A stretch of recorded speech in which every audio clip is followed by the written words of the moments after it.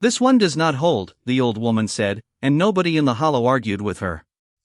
I was 4 days old, and I understood every word. I understood because I had already been 34 once, in a life that ended on a warehouse floor with my hands still on a light switch. That life finished nothing.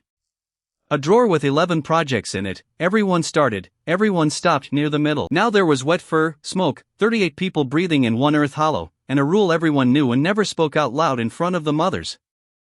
A newborn who could not close his fist around a finger did not eat. He went up the slope to the salt rock, and the tribe walked back down without him. I had 4 days to close my fist. My arm went sideways every time, like something cut off a larger animal and thrown at me. So Vosk came for me in the morning. He was the best hunter they had, which in that hollow meant he decided who ate, and he carried me the way a careful man carries a bad tool he means to leave somewhere. My mother walked behind us dragging the salt sled. Her name was On, she was 19 years old, and she had made this same walk 2 winters ago with her first one. In the corner of everything I looked at, burning where nobody else could see it, was the thing that came out of the dark with me. Tech tree, a ladder of nodes going up past the top of my sight, all gray except the lowest. Wheel. What it gave, every grown man inside the smoke past the limit of human strength. What it took, 3 months off the life of whoever did it. How it opened was the joke. Not by me. Somebody inside the smoke had to finish the work with their own hands, and mine did not work yet. I was the only man on this river who knew what a wheel was, and I could not lift my own head. Under the ladder one line sat waiting instead of counting. 365 days, and they did not start until my own hands finished a step. The slope was wet, and On was leaning into the strap with her whole body.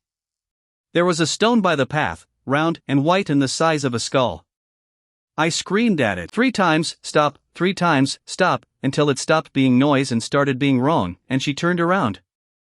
I put my head at the stone and screamed. I put my head at the runner of the sled and screamed. Vosk told her to keep walking. She set me down in the mud instead and picked up the stone. She went down on her knees in front of the man who decided who ate in that hollow, pushed it under the runner, and pulled. The sled rolled.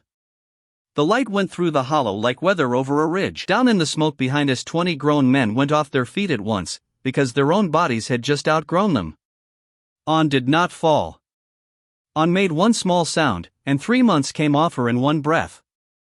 Her face got thinner while I watched it. Vosk turned around with me still in his hands, looked at his men lying in the mud, then looked at me, and did the hardest arithmetic of his life. Nobody carried me to the salt rock. The second node came alight, and the ladder kept climbing past bronze, past steel, past things these people had no sound for, to one word at the top with a price under it. The count did not move. It would not move until my own hands finished something, and my own hands were 4 days old. Every step above me was going to be paid for by somebody standing close enough to hear me ask. They carried me back down into the hollow, and for 2 days no one spoke to my mother. That was not cruelty. That was arithmetic. On had gone against Vosk in front of everyone and been right, and until somebody worked out what that meant, the safe place to stand was somewhere else.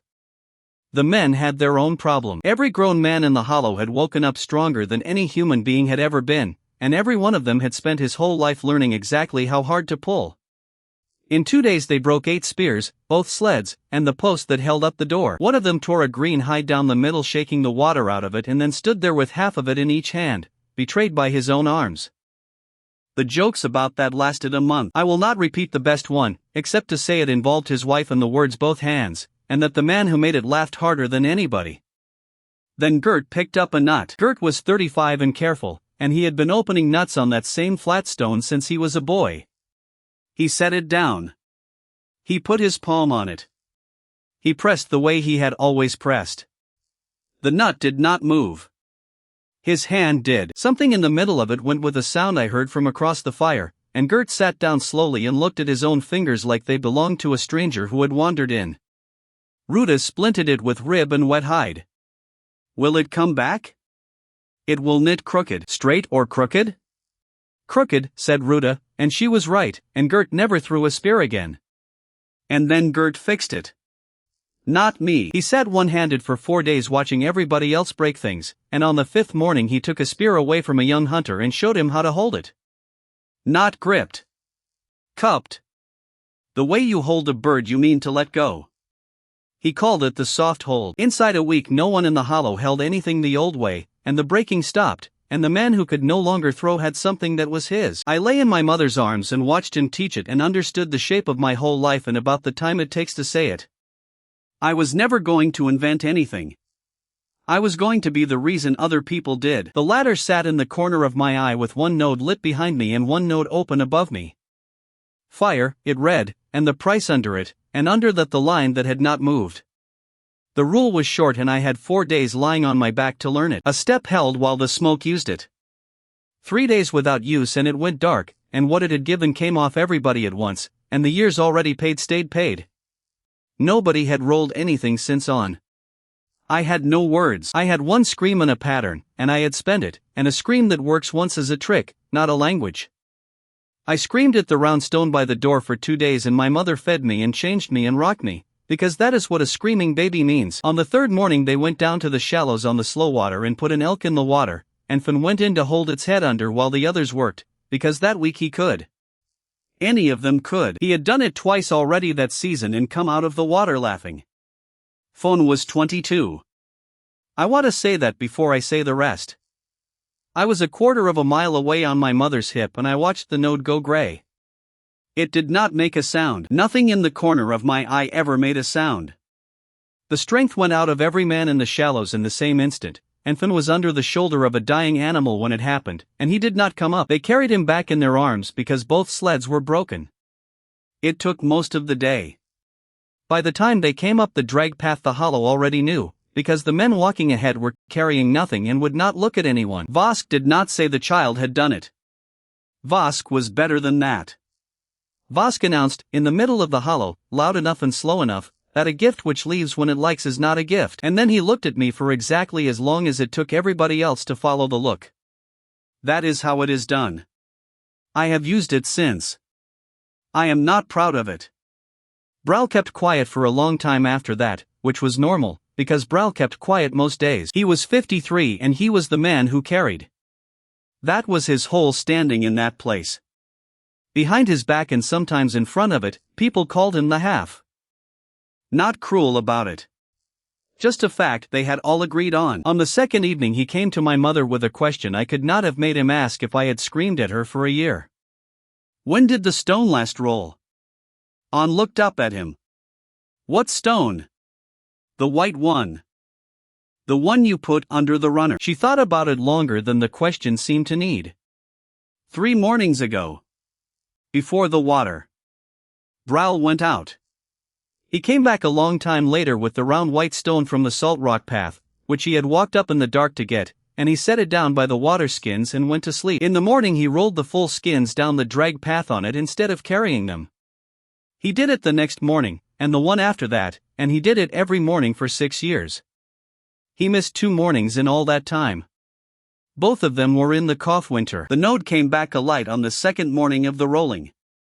20 men stood up out of their furs taller than they had lain down, and no one made a sound about it, because Finn was 4 days in the ground.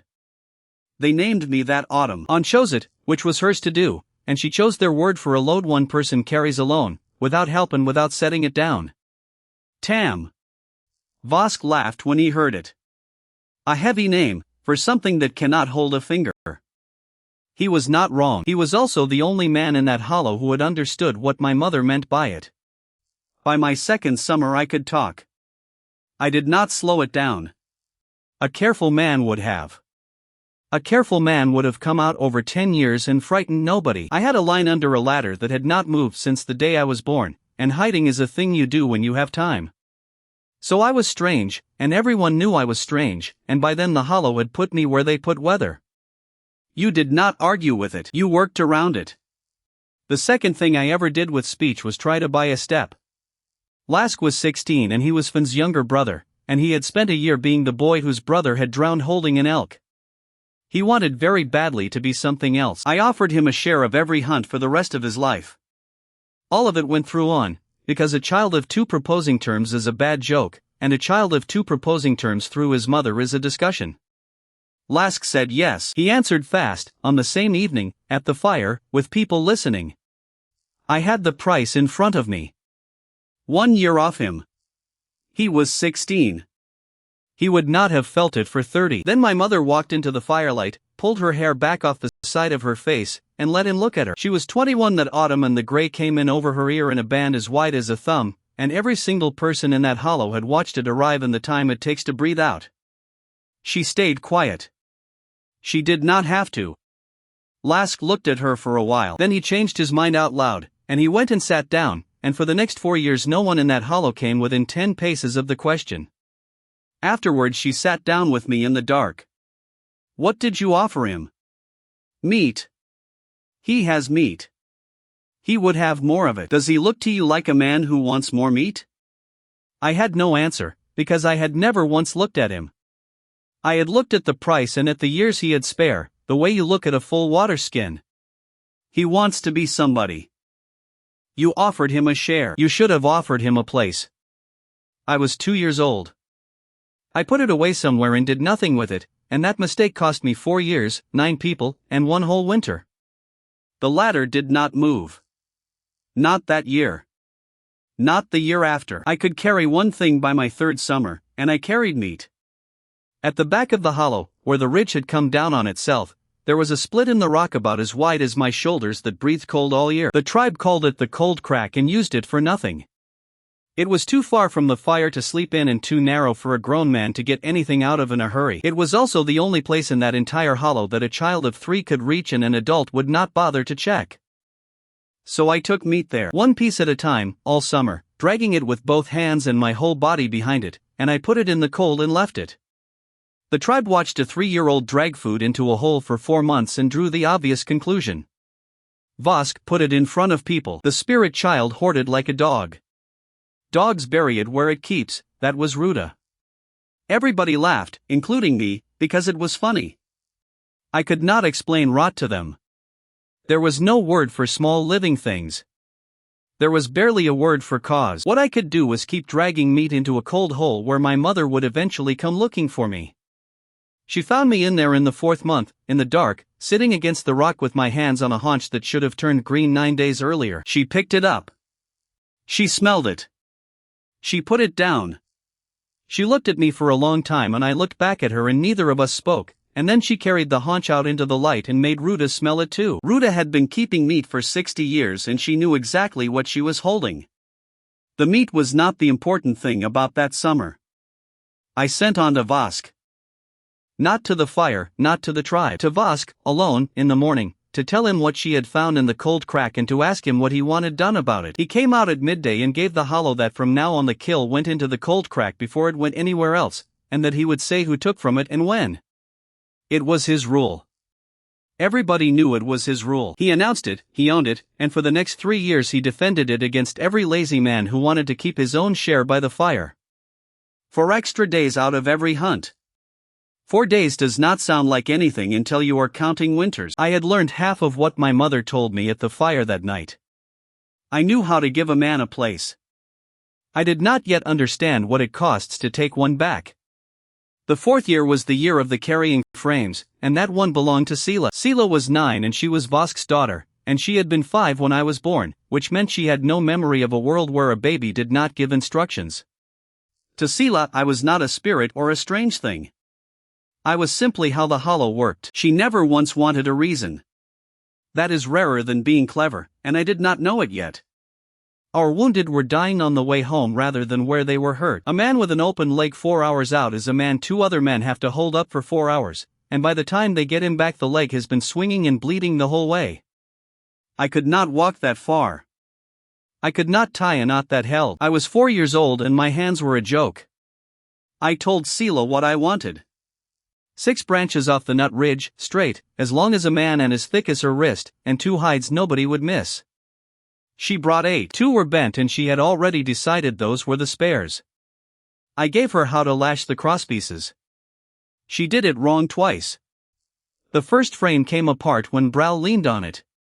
The second held until you put weight in the middle, which is where weight goes. The third one she did without me talking.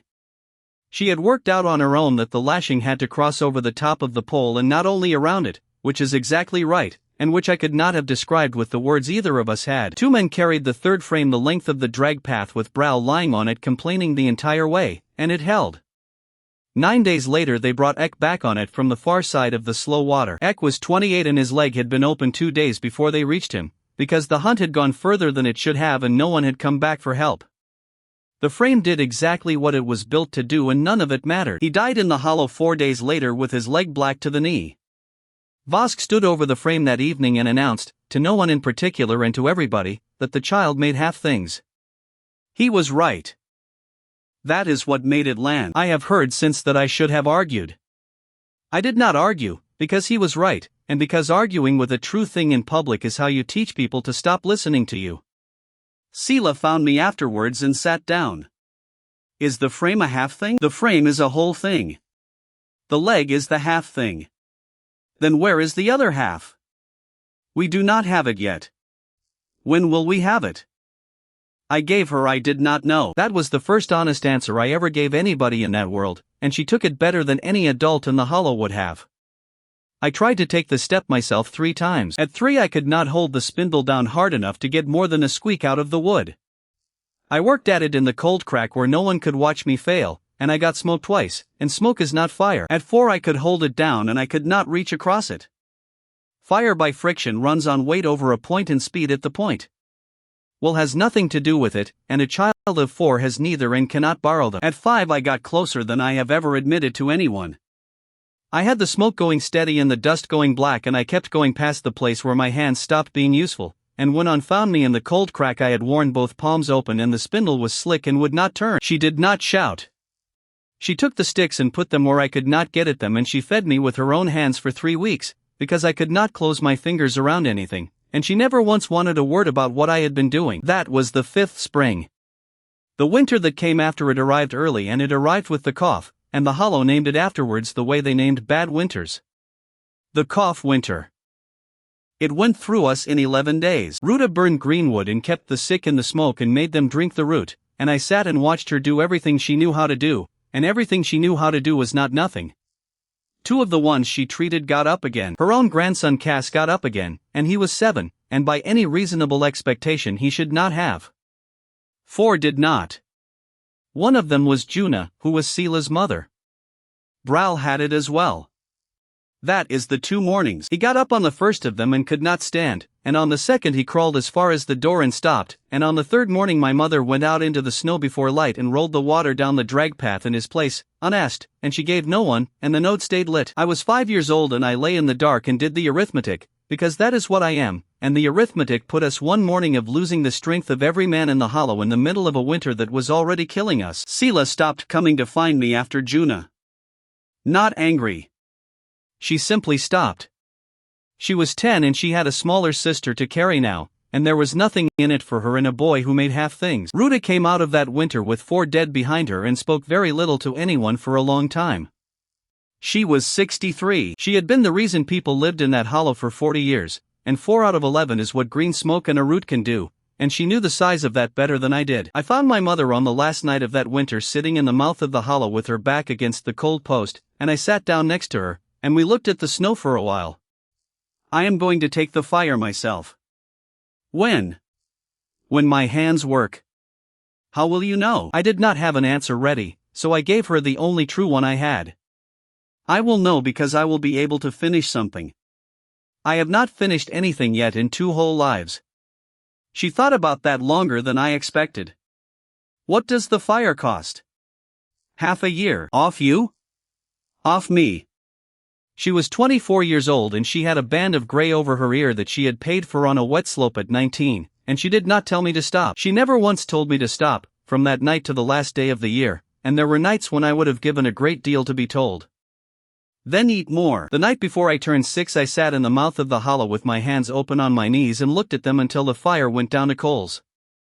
They were small. They were scarred across both palms where the spindle had taken the skin off the year before, and the scars had come up hard and shiny and would not stretch.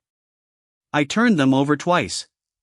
And for the first time in 6 years, I could not find the reason they would not work. The sticks were lying next to me when I woke up. She had kept them for a year in a place I never found, and she put them down beside my head in the dark before she went out to help Bral with the water, and she did not say one word about it then or ever. I went up the long back alone. Nobody stopped me. A 6-year-old walking out of a hollow with 2 pieces of wood is not an event. Here is what nobody who has not done it understands about friction fire. There is no trick, there is no moment where you learn the secret and then it works. There is weight and speed held together past the point where your body has finished with the idea. I had the board and I had the spindle and I had known exactly how it worked since I was 4 days old. I had also been 4 days old, and 3, and 4, and 5, and every one of those bodies had lost. I started when the light came over the ridge. By the middle of the morning I had smoke and no dust. By midday I had dust with no heat in it. I stopped twice because my arms locked and I sat with them hanging between my knees and waited for them to come back. The scars across my palms would not stretch, which meant they tore. That happened somewhere in the afternoon and I noticed it later, the way you notice weather. What finally worked was not strength. A body that has stopped caring about pain holds a rhythm longer than a body that has not, and I had stopped caring somewhere around the 4th hour. The dust went black and then the black went dark and then, in the notch at the base of the board, there was a coal the size of a grain of wheat, and it was breathing. I have watched a great deal since. I have watched a bunker come up out of a dugout. I have watched night end. I have never again looked at anything the way I looked at that coal. I got it into the tinder and I got the tinder up and I carried it down the long back in a bark scoop with my body curled around it against the wind, walking slower than I have ever walked, and it took me until the light went orange. The hollow was at the evening fire. Aunt saw me first. She saw my hands before she saw what was in them, and she started to get up, and then she saw what was in them and she sat back down. I went past all of them and I put my fire into the hearth and I built it with my own hands and I did not let anyone help me. It caught. The note opened in the time it takes a stick to fall over. The first thing anyone noticed was the coughing stopping. Not fading, stopping, in the middle of a breath, in 3 different places in that hollow at once, and the silence afterwards was strange enough that a woman by the wall spoke the word for wrong out loud. Amy, who was Gert's wife, had a hole in her forearm from a bad thorn that had been leaking for a month. She was sitting with her arm turned up in her lap. It stopped leaking while one branch burned. The hole was still there in the morning, and it was still there a month later, and that turned out to matter more than anything else that happened in the hollow that night. She watched it stop. Then she looked up and found me, and she did not look away again. For people who had not been on their feet since the cough winter got up. They did not get up slowly. They got up like people who had been waiting for a door to open, and every one of them came out with the same thing inside a minute, which was that they were hungry. And then, in front of 38 people, 6 months came off me. You do not feel it. That is what people never believe. There is no pain. You are simply further along than you were, and your clothes are wrong, and the woman who has carried you every day of your life makes a sound behind you. I came up by about the width of a hand. My voice dropped a step. The scars on my palms went from red to white while I was looking at them. No one moved. Then Vosk went down on one knee in the dirt, and he did it loudly, and he did it where every person there could see him do it first. He was not moved. Vosk was never moved. He had watched a child do a thing no person in the history of that valley had done, and he had worked out, before his knee touched the ground, that the only position left worth holding was the one nearest to it. I let him have it. I could have stood up and told that hollow what the ladder was and what it cost and who had paid so far. I was 6 years old with a voice that had just dropped in a fire behind me that had cured every sick person in the place. They would have believed whatever I put in front of them. Say it to them. Say what? What you just saw. Your words, not mine. Why me? Because they have listened to you for 20 years, and to me for 6. He stood up and turned around and told them. What he gave them was the child who had brought fire out of wood, and the promise that no one inside the smoke would sicken again, and his words were better than mine would have been, because he had been talking to these people his whole life and I had not. Every person in that hollow went down. Every person except one. Ruta stayed where she was, on her stone by the wall, with her hands on her knees, and she looked at me over the heads of all of them with an expression I had no name for at 6 and understood completely by the end of the year. I had cured her people and I had ended her. She had been the reason the sick got better in that hollow for 40 years, and it had taken me one afternoon on a ridge to make her a woman with a root nobody would ever need again. Much later, when the fire was low, my mother came and sat down beside me. Are you going to go to her? Tomorrow. I did not go tomorrow. That was my first mistake of the year and it was nowhere near my worst. There was a ring of stones around the hearth, close in, where the ash gathered, and the hollow called it the ring the way you call anything you do not discuss. There had been one stone in it since I was 4 days old. A flat gray one on had put down the night after the salt rock without telling anybody what it was for. I put mine next to hers before I slept. No one ever wanted a word about what it was for. That is how it stayed for the whole year, and by the end of it there were 11. And in the corner of my eye, under the ladder, the line that had not moved in 6 years moved. 365 days. 2 days later Wall and Jack went over the ridge for nuts and found out where the gift stopped. They were 9 and 11 and they had been sick all winter, and they had woken up that morning able to run for the first time in months, so they ran. They went up over the long back and down the far side and out of the smoke of our fire without noticing they had done it. Jack started coughing at the bottom. By the time they were on the flat he was bent over with his hands on his knees, and Wall had it too, and both of them were frightened enough to come back at a run rather than sit down. They crossed back into the smoke about 40 paces below the cold crack. It stopped. Both of them. Mid-step. They came into the hollow and told it badly and twice, the way boys tell things, and the second telling was better than the first because Wall had worked out on the way down where exactly it had happened. Where it turns, where you stop smelling the fire. That is the whole rule, and a 9-year-old found the edge of it in an afternoon while I was sitting inside congratulating myself. The gift lived in the smoke. Not in the people. In the smoke. Everything that came after in that year came out of that one fact. Who was inside it? Who was allowed in? What you could carry out of it and what dropped off you at the line. Every quarrel, every trade, every dead man, all of it is that boy standing on the flat with his hands on his knees. I went up with on that evening and walked the edge of it as far as my legs would go. You can smell where it goes. Then that is the line. It moves when the wind moves. It does. She looked at that for a while and then she put to me the question that Vosk would put 2 years later with a much worse face on it. What happens to a man standing outside it when you light something? Nothing, I said. Nothing at all. The mistake came on my 4th morning and I made it standing up, in front of everyone, because I was 6 and I had just done the impossible and I had not yet learned that the day after a miracle is the dangerous one. I gave them nobody in the hollow was going to die anymore. It was true. It was also, as a sentence, worth exactly nothing, and it cost me most of what I had earned on the ridge. 9 days later Amy's sister's baby died, and it did not die of a cough. Here is the arithmetic I should have done before I opened my mouth. 38 people who are not sick eat more than 38 people who are. A body fighting something spends the day lying down. A body that is not spends it moving, working, and being hungry. For people who had not eaten properly since the first snow got off the floor that night and started eating like men. The winter stores in the cold crack had been laid in for a hollow with 4 in it who barely touched food. We went through in 9 days what should have lasted 20. Vosk did it out loud, at the fire, in front of everybody, and he did it correctly. He walked to the cold crack, brought out what was left, put it on a hide in the middle of the hollow where every person could see it, and counted the days it would feed us. Then he counted the days until the herds came back to the shallows. The second number was bigger than the first. Everyone in that hollow could hear that it was bigger. He did not look at me once while he did it. He did not have to. He said one thing at the end, and he put it flat, without any weight on it at all. The child stopped the coughing. Now nobody is coughing and there is no food. I have thought about that sentence for a long time. It is the best piece of work anybody did against me in that entire year, and he did it in 9 words at a fire, and every word in it was true. I did not answer him.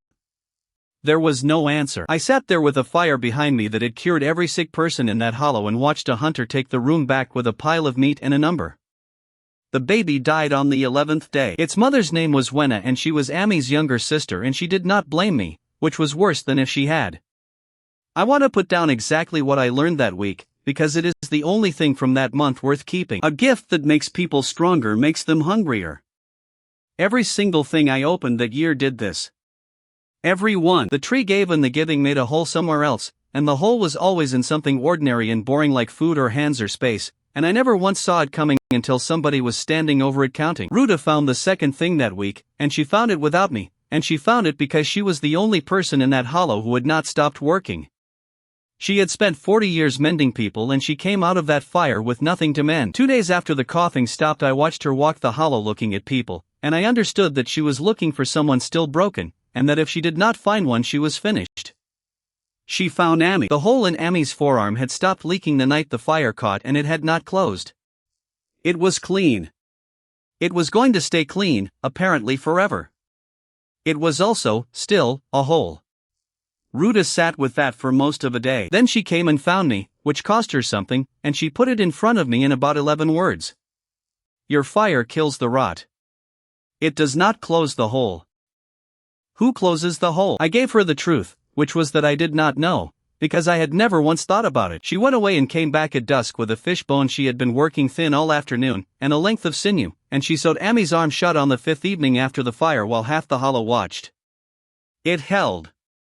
The arm was straight and closed inside a week. She did 4 more before the month was out, including a boy's split lip and a hand that had been open since autumn, and by midsummer nobody in that valley went to sleep with an open wound. I did not teach her that. I want that on the record with everything else. I could have. I knew what a stitch was.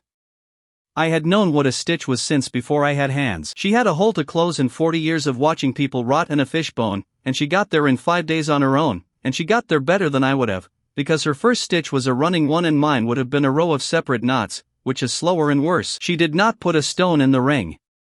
She had not paid anything. I offered. She looked at me the way you look at a man who has offered you back a piece of something he broke. The count was 356 days when I finally sat down and did the whole thing properly. 11 steps left above me on the ladder, each with a price under it in years. I added the prices up. I will not put the total here, because I did not tell on the total either, and there is a reason for that which will keep. The next step was called firing, and the tree wanted clay put in heat until it changed, and the price was 2 years. 2 years off whoever put their hands on it. I sat with that for a long time in the mouth of the hollow. On Caveman sat down and waited, which she had learned to do. How much? She finished. 2 years. Off you.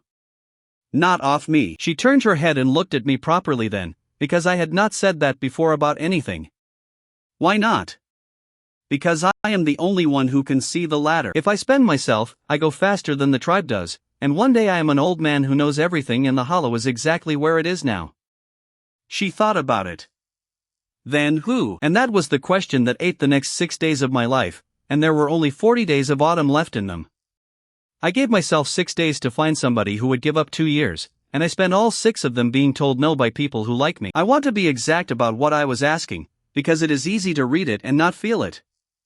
I was walking up to a person I had eaten beside my whole life and asking them to be 2 years closer to dead by nightfall, for a thing nobody in that hollow could picture. Not 2 years of work. 2 years of being alive.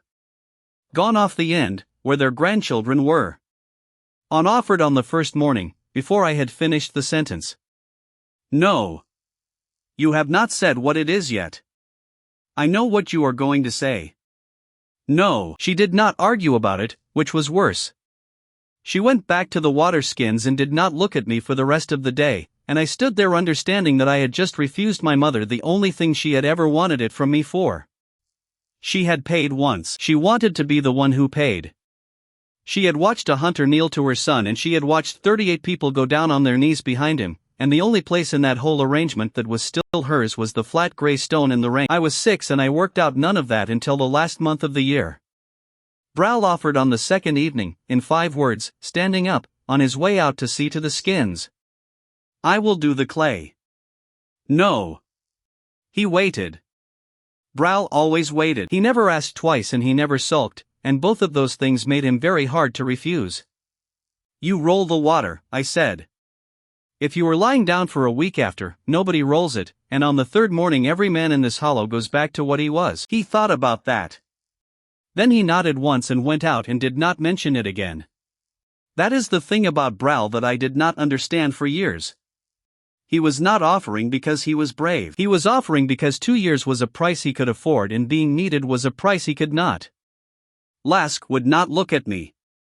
Gert offered and I could not take it, because his hand was crooked and he was 36 and his wife was carrying. Wall's father wanted it described first, and when I gave him the honest answer, that his beard would go gray between one breath and the next, he laughed and went away and stopped laughing about 30 paces out.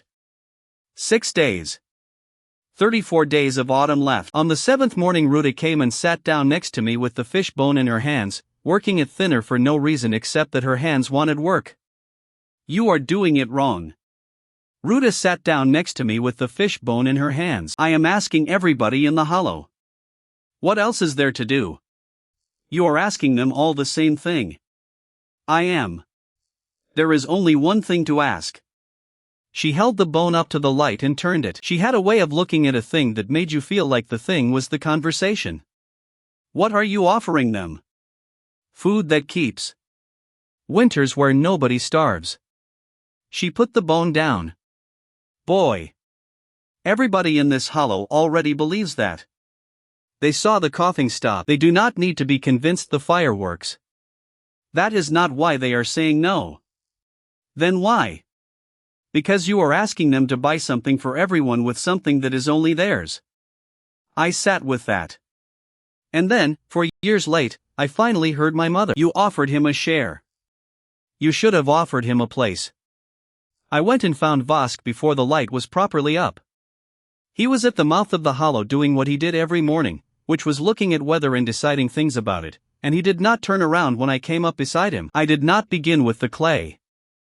I began with the only thing that man ever wanted, and I put it in front of him plainly, because Vosk could smell a decoration at 40 paces. You counted the food at the fire and you were right, I said. Everybody in this hollow knows you were right. And in 6 days they will have forgotten, because being right about a shortage is not a thing people remember. He kept looking at the weather. There is a step on the ladder that ends shortages. Not this one. Everyone after it, forever, in this hollow. Food that does not turn. What does it cost? 2 years off the one who does it, and the whole hollow watching him lose them. And now he turned around. Why are you telling me? Because I have asked everybody else and they all said no, and because when this is done the man who did it will be the man who ended hunger here, and that is not a thing anybody forgets in 6 days. He looked at me for a while. I was 6 years old and my voice had dropped and I came up to the middle of his chest. Then he gave me this sentence I have never got out of my head. You are offering me my own place back? I am offering you a better one. It is the same place. You are just letting me pay for it. Yes. He turned and looked at the weather again, and after a while he said, Show me the clay. The clay was in the gray bank, half a morning down river, where the slow water had cut into a shelf and left a face of it standing gray and wet and stupidly obvious.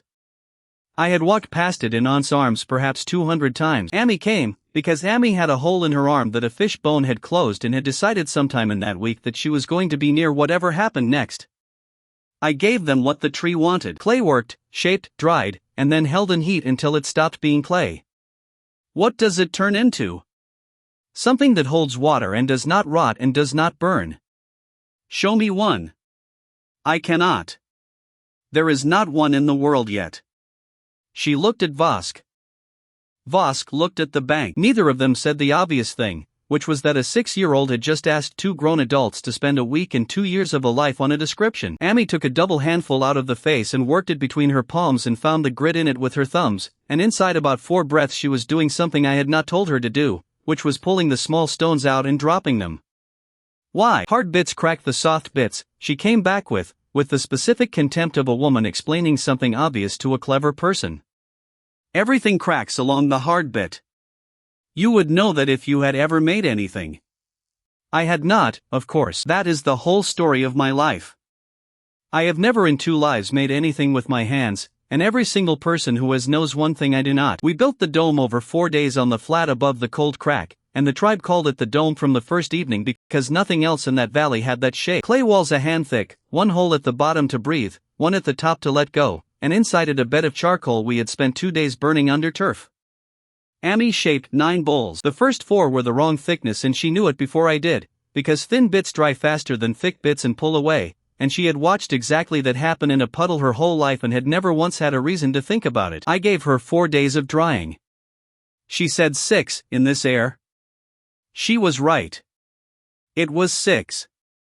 On the 10th morning Vosk knelt down at the mouth of the dome and lit it himself, and fed it himself, and sat there for most of the day watching a fire that did not do anything a fire had ever done for him. Everyone came. Everyone stood well back. At some point in the afternoon the top hole stopped smoking and started shimmering, and the color inside went from red to something that had no name in that language, and Amy, standing behind me with her arms folded, spoke the word for sun under her breath. Vosk pulled the bowls at dusk with 2 green sticks, one at a time, and set them on flat stone, and the 9th one rang when it touched. The note opened before the 9th one had finished ringing. There is no sound and no light and nothing to look at, which is a strange thing to say about the second most important moment of that year. The only way anybody knew was that Vosk stood up out of his crouch 2 years older. It went into his face first. The lines at the eyes deepened and set. His beard went salt through the middle in a band, and something happened in the way he stood up that I can only describe as a man discovering that standing up is now a thing you decide to do rather than a thing that happens. He was 37 when he knelt down and 39 when he stood. He did not stagger and he did not make a sound, and I have always thought that he had decided in advance that he would not, and that the deciding cost him more than the years did. Then he walked past all of them to the hearth and put a stone in the ring next to mine, and he took his time choosing which stone, and he set it down where every person in that hollow could see him do it. 3 stones. On me, Vosk. The meat did not turn after that. Not slowly. Not less. It did not turn at all, ever, as long as it was inside the smoke, and we found the edge of that in about 2 days when somebody left a hide bag of ribs on the flat past the cold crack and came back to the smell. Inside the smoke, forever. Outside, the way the world had always been.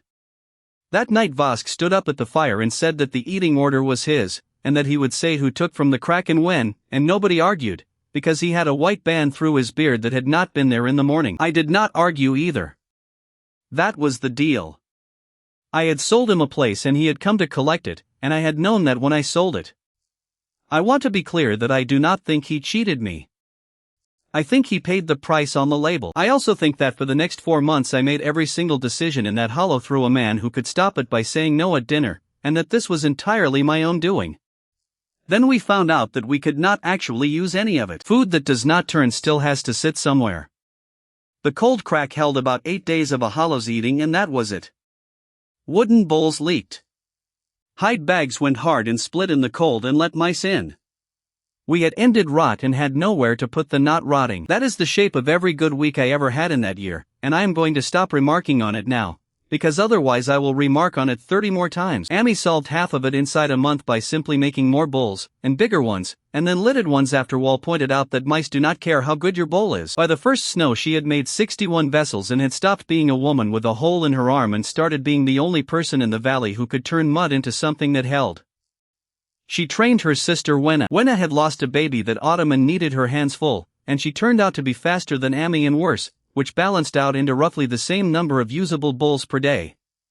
Vosk solved the other half, and this is the one I did not see coming. I had drawn out a plan for storage pits and I had put them where they were convenient, close in, on the flat by the dome where the ground was soft and a man could dig one in a morning. Vosk looked at my scratches in the dirt for about as long as it takes to spit. Not there. Why not? Because the sun comes over the long back and lands on that flat every morning of the year. And then he took me by the shoulder and walked me 200 paces to a stretch of ground under the north side of the ridge, in the shadow, where the frost was still white at midday and the digging was foul. Here. Ground stays hard here to your waist. I have known that since I was a boy. Everyone here has known it since they were a boy. I had the whole accumulated understanding of thermodynamics of a man who read for 40 years, and a hunter who could not count past his fingers walked me to the correct site because he had been cold on that ground in summer. We dug 9 pits there and the hollow called them the 9 pits before the last one was finished. It took 4 times as long as the soft flat would have. Every one of them held. I have thought since about how much of that year was me knowing what a thing was and somebody else knowing where it went, and I do not think the story of that hollow works with either half missing. The store came in at 100 days of eating in the 14 days before the snow, and that number is the reason anybody in the hollow was alive the following spring, and Vosk announced it, and the hollow cheered him, and he stood there with a white band in his beard and let them. The red water came 11 days after the first snow. I had known about them the way you know about weather in a place you have never been. Down the slow water, 2 days, more of them than us, and every winter for as long as anybody could remember somebody had come up the valley to see whether we were weak yet. They came at midday, which was not how it was done, and there were about 30 of them, and they came straight up the open ground below the hollow, which was also not how it was done. They were not sneaking because they had no reason to sneak. 30 against 38 of whom maybe 15 could fight. They were coming to take the winter store the way you go and take a thing that is yours. We had no weapons. That sentence is going to sound stupid later in this account, so I want it here now, in its place. On the 11th day after the first snow of my 6th year, the hollow that ended hunger and disease had exactly nothing to fight with except stone-tipped hunting spears and 20 men whose bodies had been past the human limit for 6 years and who had all learned, very carefully, to hold things gently. What we had was the spill. The spill was the slope below the hollow mouth, and it was covered in loose stone the size of a head, and it had been covered in loose stone since before anybody had a word for it, and it was the only feature of that entire valley that I had spent 6 years staring at from a doorway I could not walk through. I had it worked out for 4 years. I had never said it aloud because there had been nobody to say it to. I put it to Vosk in about 9 words while the red water were still a quarter mile out, and he understood it in 4. Because moving heavy things down slopes onto animals was a thing he had been doing his whole life, and the only new part was the animals. 20 men who could lift what no man could lift, above a slope of loose head-sized stone, with an enemy coming up it in a bunch because the ground funneled them. Vosk put them along the lip and made them wait, which was the hard half of it, and he made them wait until the front of the red water was 2/3 of the way up and could neither run forward fast nor turn round quickly. I did not give that order. I want that written down. Vosk timed it, on his own, by eye, and he timed it better than I would have. Then 20 men who could each move a boulder pushed it once. It went on for about the length of a breath and a half, and it was the loudest thing I had ever heard. The red water broke, and 4 of them did not, and 2 of those 4 were still moving afterwards and stopped moving shortly after that. We lost 1 man. His name was Mar, he was 27, and he took a stone axe in the side of the neck from a man he had gone forward to finish, which he had not been given it to do, and he went down about 40 paces below the lip on the open ground where the rest of them were running past. The red water went back down the valley and out of sight before dark, and the hollow was loud that night in a way I had not heard before, and Vosk was at the middle of it, and I let him be, because he had earned it twice that day. I went out at dusk to look at the spill, because I wanted to see what a thing I had thought about for 4 years actually looked like when it had happened. There was a man down there. He was not one of ours. He was crouched by Mar's body about 80 paces out in the last of the light, and he was not stripping him and he was not moving him. I stood at the lip with the smoke of our fire ending about 6 paces in front of my feet, and I watched a stranger crouch over one of our dead and eat his hand. I am not going to write more about that part of it than that. Then he stood up, and he took Mar's spear off the ground, and he threw it at the dead ash, the burnt trunk that stood alone on the open ground below the spill. He did not throw it the way a man throws a spear he has just picked up. He threw it the way Mar threw, with the little short second step that Mar did and that everybody in the hollow imitated to make fun of him, and it went into the trunk and stayed there. He looked at it for a moment. He seemed pleased, in a mild way, like a man who has found his knife where he thought he had left it. Then he pulled it out and walked off down the valley in the dark. I stood at the lip until Un came and got me. I had spent 6 years thinking that the thing in the corner of my eye was the only ladder in the valley. It was not even the only ladder on that hill. Ours cost years off a living person, and it needed a hollow, a fire, a boundary and a child who could see it. Theirs cost nothing except somebody else's body, and it worked on the ground, in the open, in the dark, and any one of them could climb it, and every man we killed put another rung on it. The roof came down on the 7th night after the raid, and it did not come down all the way, which was worse. A dugout is a hole with a lid. The lid is turf on branches on posts, and the whole arrangement works exactly as long as the posts stay dry at the bottom, and ours had been in wet ground since before I was born. That night the west corner sank about the depth of a hand and stayed there, and a seam of black water came in along the wall and ran down into the floor and sat. Nobody was hurt. Everybody understood. We had 100 days of food that would never turn, in 9 pits and 60 vessels, under a lid that had just told us what it thought of the coming rains. Vosk had the men out at first light with new posts, which was correct and which bought us about a month. I stood in the wet floor with the water going through my foot wraps and looked at the ladder in the corner of my eye and read the next step for about the 20th time. Bronze. 2 years. And under it, in the way that thing had of saying more than it said, a picture that was not quite a picture, of the hollow with something over it that was not turf. 20 days until the rains. I said the number out loud at the fire that night, and I kept saying it, every second day, in front of whoever was standing there, because a number that everybody is carrying is worth 4 times a number that only you have. That is the first genuinely useful thing I did that autumn, and it cost nothing. Bronze is 5 problems standing in a row, and the 5th one eats all 4 of the others if any of them is wrong. You need the green rock. You need charcoal, which is not wood. You need a furnace hotter than any fire those people had ever stood next to. You need air pushed into it hard and steady, because a fire that is only breathing on its own will never get there no matter how much you feed it. And you need something to pour the result into that will not burst. I had known all 5 since I was 4 days old. Knowing is worth about a morning. The green rock I had seen from Aunt's arms at the bend below the shallows when I was 2, and I had put it away in my head and left it there. A face of stone above the waterline with green running through it in a seam as long as 3 men, the exact color of nothing else in that valley. Vosk came down with me and looked at it for a while and then said the thing that told me he had already understood more of this than I had said. You want the green. I want the green. Not the rock. The green? Yes. He put his thumbnail into it and pulled off a flake and held it up and turned it, and then he did something I did not expect. He smelled it.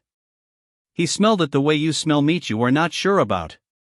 Then he handed it to me and said, "How much of it?" "As much as we can carry before the rains." They called it the green face from that day. Wal and Zeb spent 9 days chipping at it with hammerstones and hauling it up in hide bags, and Zeb, who was 17 and had done nothing in his life but carry, turned out to have a very good eye for which stone had the green all the way through and which was green on the outside and gray a finger in. He sorted the bags himself without being told. He was throwing away about a third of what Wal brought up. I watched him do it for a while. How do you know? Wait. He looked embarrassed about it. He was right, and I had not thought of it, and I never had to check his sorting again for the rest of that year. The charcoal took 4 days and it very nearly went wrong twice, because charcoal is wood burned without enough air to actually burn, which sounds simple and is in fact a thing that people got wrong for thousands of years. We stacked and turfed and lit and closed, and the first pile went to ash because the turf had a gap the width of a finger on the downwind side, and we lost 2 days. The second pile, which Bral built on the shoulder above the dome and which stayed there all year under the name of the Black Stack, came out black and light and rang when you dropped a piece. Bral had built that one. He put his hand flat on the turf every hour through the whole night to feel whether it was running too hot, and he did not tell anybody he was doing it. I only found out because I got up in the dark and stepped on him. The dome cracked on the first firing. It had done 9 loads of Amy's bulls without a mark. It went at the 3rd hour of the first metal attempt, straight up the north wall, and the heat came out of it and the load died and we lost a day and a half. Clay for pots and clay for metal are the same clay standing next to 2 different fires. Amy rebuilt the wall twice as thick and put a second skin round the outside with a hand's gap between, and she did it while telling me at length what she thought of a boy who had let her build the first one to his measurements. That was the first failure. There were 2 more. The air was the wall we hit properly. You cannot get to the heat you need with a fire that draws its own air. More fuel does nothing. What matters is how hard the air goes in, and nothing in that valley had ever been built to push air anywhere, for any purpose at all. I described it to them. A bag of hide, closed, with a stiff mouth, that you squeeze. Bral made the first one in an afternoon, out of a whole deer skin sewn shut with root as sinew and a hollow leg bone at the neck, and the tribe called it the lung about 6 breaths after they first saw it move, and the lung is what it stayed. Zeb worked the lung. He had the arms and he had the patience, and within a day he had worked out on his own that steady mattered more than hard, which took real discipline, because everybody who touched that thing wanted to squeeze it as fast as they could. The lung tore on the 4th day, 3 fingers back from the bone, right through the leather. We sewed it. It tore again in the same place before the load was done.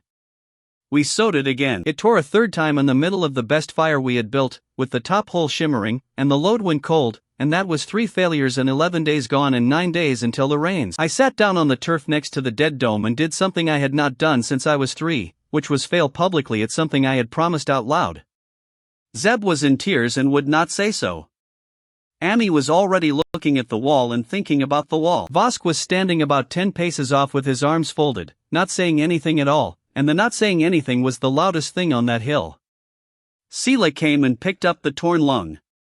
She was 10. Her mother had been dead a year and she had a small sister on her hip most days and she had not spoken more than 9 words to me since the cough winter.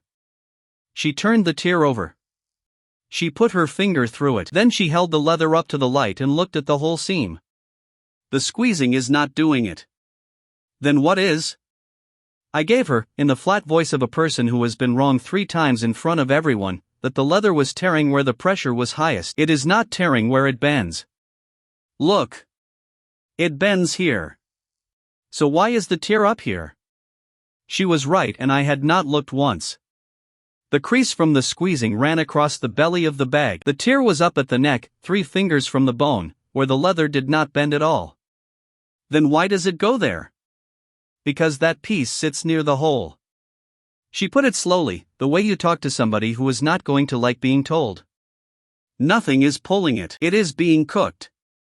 We had been putting the mouth of the lung right up against the fire hole because that seemed obvious. The leather at the neck was sitting a hand from a fire we were deliberately making hotter than anything in the world, and it had been drying out and going brittle over 4 days, and then splitting under a strain it should have carried for a year.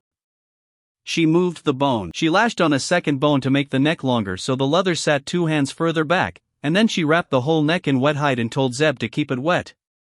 It did not tear again. Not that autumn, not that winter, not once in the whole of the year that followed. Afterwards I went and found her. How did you see it? Because it was black. Everything that gets cooked goes black first. Then she took her sister off her hip and put her down and went to find Zeb, and did not appear to think that any of it was remarkable, and that was the day I stopped thinking of Sela as Vosk's daughter. We poured on the 18th day. I will not pretend the first pour was good. It was not. What came out of the tap hole was about 2/3 of what should have, and it went into the sand mold in 3 separate dribbles, and when it cooled it came out of the sand full of holes like a bit of honeycomb and snapped in Vosk's hand. Porous. Not enough air, too much of the wrong ore, and a mold that had not been dried properly and had steamed underneath the metal. Vosk held the 2 halves and looked at them. 19 days. I know how many days it is. Do you? The rain comes when it comes whether you have this or not. I know that too. He put the 2 pieces down on the stone and stood there. Then, we go again tomorrow. And he walked away to organize the charcoal, and that was, I think, the largest thing anybody did for me that entire autumn. The second pour was on the 19th day and it came out clean. It came out of the tap hole in one continuous run the color of the inside of a fire, and it went into the mold and it sat and it went dull and then it went hard. And Amy lifted the sand off it with a stick and there was a bar there, a hand and a half long, the color of nothing anybody had ever seen. Vosk picked it up. He put his thumbnail into it, which was becoming his way of asking things questions. It gives. Stone never gives. What is it, then? It is not stone. Then Zeb reached over and took it out of his hands, which nobody would have done a month earlier, and hefted it, and gave that hollow the sentence it repeated for a year. It is heavy in the wrong way. The note opened when the bar went hard. And I paid. I want to describe this exactly once and then never again, because I paid 3 more times that year and it was the same every time. 2 years went off me between one blink and the next. Nothing hurts. You are simply somebody else and you were not consulted. My hands got bigger inside my own sight. The weight of my head changed and I put a foot back to catch it and my foot was further away than it had been. I came up past my mother's shoulder. She had been standing 4 paces off. I turned round and she was looking up at me instead of down, and there was a moment where neither of us could think of anything to do with our faces. I was 6 years and some months old and my body was somewhere near 9. And the hollow went. It went in about the time it takes to say it. The turf lid, the posts, the sunk west corner, the whole wet black hole in the ground that 38 people had been born in and had never once considered leaving. It did not fall down. It came up. The floor came up flat and hard and dry and pale. The walls went up out of it in one piece with no joint anywhere. Where the door had been there was a doorway with a lintel over it. Over the whole of it was a roof that sat on no posts and on nothing else either, and did not sag, and did not leak, and never leaked again in the 6 years I lived under it. It was the color of wet ash. It was cold to the hand and it rang faintly when you knocked on it, and there was no seam in it anywhere from one end of that hollow to the other. The tribe called it the shell that same evening. Nobody went inside for most of an hour. They stood outside in the cold and looked at it. Ruta went in first, because Ruta had spent 40 years walking towards things that frightened other people, and she walked the length of the inside and put her hand flat on the far wall and stood there. Then she came out and said, "It is dry." That was all of it, and it was the entire point.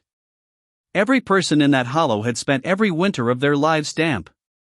Not wet, damp, all winter, every winter, from the ground and the walls and their own breath, and it had put a cough in half of them every year since the beginning of the world. And now the coughs were gone and the damp was gone too, and nobody would ever be able to explain to their children what the old way had felt like. An did not go in. She stood outside with her arms folded for a long time after the others had gone in, and then she took a hide and went down the slope and slept in the old birthing pit at the bottom, which was a hole with a turf over it that nobody had used since the last child was born in it. I did not go after her. I want to be honest about why, since the whole point of putting this down is that somebody one day reads it and does better. I did not go after her because I was counting. There were 270 some days left and 8 steps above me, and I had a valley full of people who had just seen a house come out of the ground, and I could feel exactly how much I could get done in the 4 days while they were still frightened. She stayed down there 3 nights. On the 4th morning she came up on her own, and she came into the shell, and she stood in the doorway looking at me until I stopped what I was doing. Then, show me where the price is written. I gave her the answer, which was that she could not see it. Nobody could see it but me. Then say it. Every time, out loud, and always before. I said I would. That is not what I asked for. I know you will say it. I am telling you what I am for now. You count days, I will count people. And when the 2 numbers do not agree, you are going to tell me anyway. She was 25 years old. She had a gray band over one ear and a son who had come up past her shoulder in one breath, and she had just made herself a job that nobody had offered her, and she had done it out loud, in a doorway, in front of Ruta and Ami and 2 of the boys. I agree. She came back with it was good enough and went to get water, and that was the arrangement for the rest of the year, and it saved my life twice. The strangers started coming about 6 days later. They came for the same reason people have always come, which is that a thing had happened over the hill and they wanted to look at it. 2 men and a woman from the Reed people, who lived a day upriver on the marsh and whom nobody in our hollow had spoken to in 4 years. For more the day after that, they stood on the flat below the shell and looked at a house with no posts in it and did not come closer, and Vosk let them look, which was correct, and sent Wool down with a bowl of water, which was better than correct. What they said, all of them, in one form or another, was the same thing. Who put it up? Not what is it? Who put it up? The 4th group had salt. They had it in a stitched bladder and they wanted meat for it, and it was the first salt anybody in that hollow had held in 3 years, and Vosk traded them badly and got about half what he should have and came back extremely pleased with himself. I sat with the salt in my hand that night and looked at the ladder. For steps up there wanted things. Not years. Things. Metal I did not have enough of, and a white grit I had no source for at all, and after that a black weight in river gravel that I had seen exactly once, in Sela's hand, when she was 7 and picking up stones because they were shiny. We had ended sickness. We had ended rot. We had a house that would outlast every person standing in it. And there was nothing left in the ground under our feet that the next 4 steps needed, which meant that from here the ladder went up through other people's valleys, and I was going to have to find something to give them that was worth more than meat. Yara came up the slow water on the 4th day of the new year with 2 men, a hand sled and a stitched bladder of salt, and she was the first person who ever looked at what we had and saw a price on it. She was 35. She traded salt from the low water, which is where the river goes flat and wide and dies into marsh, and she had been walking that route twice a year since she was a girl, and she had stopped at our hollow exactly never, because there had never been anything in it. She stood on the flat below the shell for most of a morning. Then she came up and put her salt down and did not talk about salt at all. Nobody here is coughing. No. It is the middle of winter. Half of my people are coughing. All of the Reed people are coughing. Where is your sick? We do not have any. She looked at me for a while. I was 6 by the count and 9 or so in the body, and I had come out to meet her because Vosk was down at the 9 pits and because I wanted to see her before he did. How long? Since autumn. And if a person came here sick? That was the question. That was the whole of it, asked by a salt trader in her 4th sentence, and it took me a breath and a half to understand that she had already worked out more of my situation than anyone in that hollow except my mother. Then they would stop being sick, I said. How long would that take? I did not know. I had never tried it. I gave her so. Then let me find out, and she sent one of her men back down the river that same afternoon, 4 days there and 4 days back, and on the 9th day he came up the valley carrying a woman on his back. Her name was Nima. She was Yara's younger sister and she was 22 years old and she weighed about as much as Sela, and she had been coughing blood since the leaf fall. They put her down on a hide inside the smoke, about 10 paces past the line, at midday. She stopped coughing before they had straightened up. Ruta was there, and I want to say what Ruta did, because it is the only time I ever saw her frightened. She knelt down and put her ear on that woman's chest and listened, and then she sat back on her heels and looked at nothing for a long moment. "What is it?" "It is quiet in there," Ruta said. "It should not be quiet in there for a month." Nima slept for 2 days and woke up hungry and walked out of that hollow on her own feet on the 4th morning. And Yara, who had watched all of it with her arms folded, turned round to me and asked the question that built everything that came after. "What do you want for that?" I had spent 9 days thinking about what to charge for a bag of salt. She was not asking about salt. I said I did not know how to price it. "I do. You are not selling a thing. You cannot hand it over. You have a place, and people can either be standing in it or not. So you sell the standing." She held up her hand with the fingers spread. "An hour inside. That is what it is called. And an hour inside is worth a bag of salt to a person who is not sick and everything they own to a person who is." "Do not charge them everything they own," I said. "Why not?" "Because then they only come once." She thought about that for the first time, visibly, and I saw her file it, and from that day the price of an hour inside the smoke was 1 bag of reed salt or the equivalent in whatever a person had. And it never went up, because a 7-year-old and a salt trader agreed on it in a doorway in the middle of winter. 11 people were standing on the flat below the shell within 10 days. The first real trouble came from a man from the reed marsh whose name I never got. He had a wet chest and a wife and no salt, and he traded a hand sled in both his knives for a full day inside, and he lay in the smoke and got up on the second morning breathing like a man of 30. He walked out over the line and went home, and by the evening of the following day he was on the flat again, on his back, worse than when he came. He was not the only one. 2 others came back inside 4 days, and by the 5th day there were 30 people on that flat who had decided that we could turn the thing off, and that we were turning it off when they left, and that we were doing it to sell them the same hour twice. They came up the slope. Not a raid. Worse than a raid, because you cannot roll stones onto people who are only frightened. Vosk wanted the men on the lip. I gave him no, and it is the one time in that whole winter he did what I said without an argument, and I have thought since that he did it because he could see I was not guessing. I went down with Yara and the man from the marsh, who could barely walk, and I did the only thing that has ever worked on a crowd, which is that I did it slowly and in front of everyone. We walked him over the line, outward, 8 paces. He went gray and started to cough inside 40 breaths. We walked him back in. It stopped. Out again. Gray. In again. Stopped. Nobody made a sound the 3rd time. Then Yara, who had never in her life addressed 30 people at once, turned round and said the thing I could not have said, because it needed to come from somebody who was not standing on the hill they were angry at. "It is the ground. Not the boy. He is not turning anything off. He cannot carry it to you and you cannot carry it away. If you want it you come and stand in it." Somebody at the back asked how long a man had to stand there for it to stay. "Forever," said the man from the marsh, before I could answer. And that was the truth of it, and everybody on that flat understood the shape of their own life differently from that afternoon on. Half of them went home. 11 of them did not, and built shelters below the line, and by the end of that month there were 40 people living on the flat outside our smoke, close enough to smell it, waiting for a day they could afford. That is what I did not sleep well about, and I never solved it, not in the whole year. The trading needed somewhere to happen. It had been happening in the doorway of the shell, which meant strangers in the doorway, and it had been happening at the 9 pits, which meant strangers looking at every bite of food we owned. So I walked off the line one morning with Bral and Zeb and we put down a row of stones a good long way inside the smoke on the flat below the shell, and everything between that row and the edge became the place where outsiders could come and stand. Vosk arrived while we were still setting stones and stood looking at it. "What do you call it?" I had not thought about it, which was careless of me. "It is the edge of what we have." "That is what it is."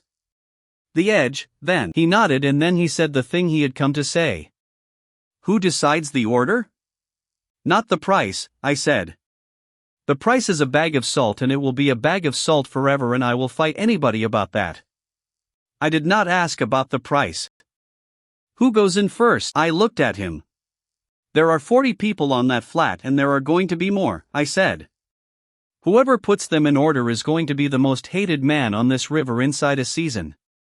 Yes. And you want it. Somebody is going to have it, and if it is you, then in a season you are a child who decides who lives, and this hollow will start to be frightened of you. If it is me, I am a hard man doing a hard job, and they have already been frightened of me for 20 years. I have gone over that conversation many times. He was protecting his own position and he was also entirely right, and I have never been able to separate the two, and I am no longer sure it matters. So Vosk took the order at the edge, and I kept the price, and for 4 months the edge fed our hollow better than every hunt in its history put together. Salt. Hides better than ours. Dried fish from the low water, which none of us had ever eaten. Cord. Reed baskets. 2 dogs. Amy's bowls went out along the river in both directions, and by midwinter there were lidded bowls with her thumb marks in them and 3 valleys, and a bowl that does not crack had become the second most valuable thing anybody at the edge could buy. I found out about Vosk in the 3rd week of the 2nd month, and I found out by accident, which is the only way I ever found out anything that year. Zeb told me that a man had gone in at dusk without standing in the day line. Which man? The one with the burnt face. He has been in twice. Twice? Twice this month, said Zeb, and looked unhappy about having said it. I put it to Vosk that evening, straight, in front of nobody. He did not lie about it. He never once lied to me about anything, that whole year, which is a thing I did not appreciate at the time. 6 of them. Maybe 8. 4 meat. The price is salt. The price you set is salt. The order is mine. If a man gives me a deer for a place at the front of tomorrow's line, he has not bought an hour. He has bought a place in a line. That is the same thing. No. And then, after a moment, the honest part. It is close enough that you are right to be angry. Why? Because I am the only man in this hollow who pays for what he gets and gets nothing else. I have a white beard at 39. You have a house and a fire and a hill full of people who look at you. What have I got? An order in a line. I want to write down exactly what I said next, because it was wrong and I have never stopped knowing it was wrong. You have your place. I gave it to you. He looked at me for a long moment. And he said, yes. You did. And he stopped taking meat for places, immediately, that night, and he never did it again. But 3 weeks later a man went through the edge under a name that belonged to somebody else, and stood in our smoke for a full day, and looked at the 9 pits and the dome and the lung and the doorway of the shell, and walked back down the slow water and told Kesh exactly how the thing worked. I did not find that out for another 2 months. That is why it is here and not later. It happened in that week and it happened because of a deer. The last thing in that month was the trade that nearly starved us. The latter wanted more metal than the green face had. For steps up there was a black weight I needed, which Sela had put in my hand when she was 7 and I could not hold, and which lay in the gravel of the low water in enough quantity to matter and lay nowhere near us at all. I sent word down the river with Yara. I wanted river black and I wanted green rock, and I wanted it by the boatload, and I would pay in food that does not turn. The boats came at the end of the month. 2 of them, pulled up from the low water by a man called Cobb and 6 of his people, and they came because Yara had promised them a hollow upriver where meat did not rot, and they had not believed her, and had come to see. Cobb walked up to the 9 pits and Vosk opened one and Cobb put his hand into meat that had been in the ground since the first snow and brought it out and smelled it and put it back and stood there for a while. What do you want for a boat of the black? Half the pits, I said. Vosk went white. Amy made a noise. Somebody behind me said the word for Matt out loud. Cobb said, half of what is in that hole. Half of all 9. Then you will be hungry. Yes. Why would you do that? And I gave him the truth, because you cannot lie to a man across a boatload and expect the second trade to happen. Because meat is worth a boat of black to you and it is worth nothing to me. I can make more meat that lasts every autumn until I die. There is no black in this whole valley. There will never be any black in this valley. If you go home with those boats full, I do not get another chance until the water comes up in spring, and I do not have until spring. That hollow ate thin for 5 weeks. Vosk fought me at the fire in front of everybody, and it was the worst evening I had had since the day the baby died, and he had 9 people standing behind him and Amy was one of them. I did not win the argument. I want that clear. I lost it, in front of the whole hollow, on the words. What I had was that the boats were already loaded and Cobb was already going, and by the time the shouting was finished the black was in the shell and the meat was on the water. Caveman sat down next to me afterwards, in the dark, when everybody had gone in. How many days? 35, maybe 40. Thin. And how many people? I did not answer. She let it sit. Then she said, 1. Old Wenna's mother. She is 63 and she is thin already and she will not get through 5 weeks of short rations, and you did not think about her at all before you spoke, because you were counting boats. She was right. Wenna's mother died in the 4th week and I put her in the ground myself and I was the reason. I would make the same trade again. I want both of those sentences next to each other, because that is what the year actually was, and any version of this where I only put down one of them is a lie. Head of Ashford came at the end of the month, walking up the upper path with 4 men and no goods at all. Ashford was upriver, past the reed marsh, at the crossing where the salt road came down from the hills. 70 people. Older than us, richer than us, and until that winter they had not needed to know our name. He was 47 and he had a way of standing that made you feel he had been waiting a while and did not mind. He looked at the edge, and at the line of people waiting on it, and at Vosk putting them in order, and at the shell behind them, for quite a long time, and then he came and found me, and he did not ask a single question about how any of it worked. 2 things. First, I will take an hour inside for anybody I send, at a bag of salt, and the price will not move for me even if it moves for everybody else. In return, the upper path stays open to you and the salt comes down it. That was easy and I agreed. And second, you have children here. Yes. I want 4 places for children of Ashford. I did not understand him. I gave him we did not have places for children, that children in this hollow did what children did anywhere. He looked at me with real surprise for the first and last time in our acquaintance. Then who holds the steps? He finished. I have thought about that moment more than almost any other in the year. A man from another valley, who had been inside our smoke for one afternoon, had watched Wall and Jack and Sela going about their ordinary day and had understood something about my own hollow that I had not. Explain what you mean. Your fire never goes out. Somebody rolls water down that path every single morning.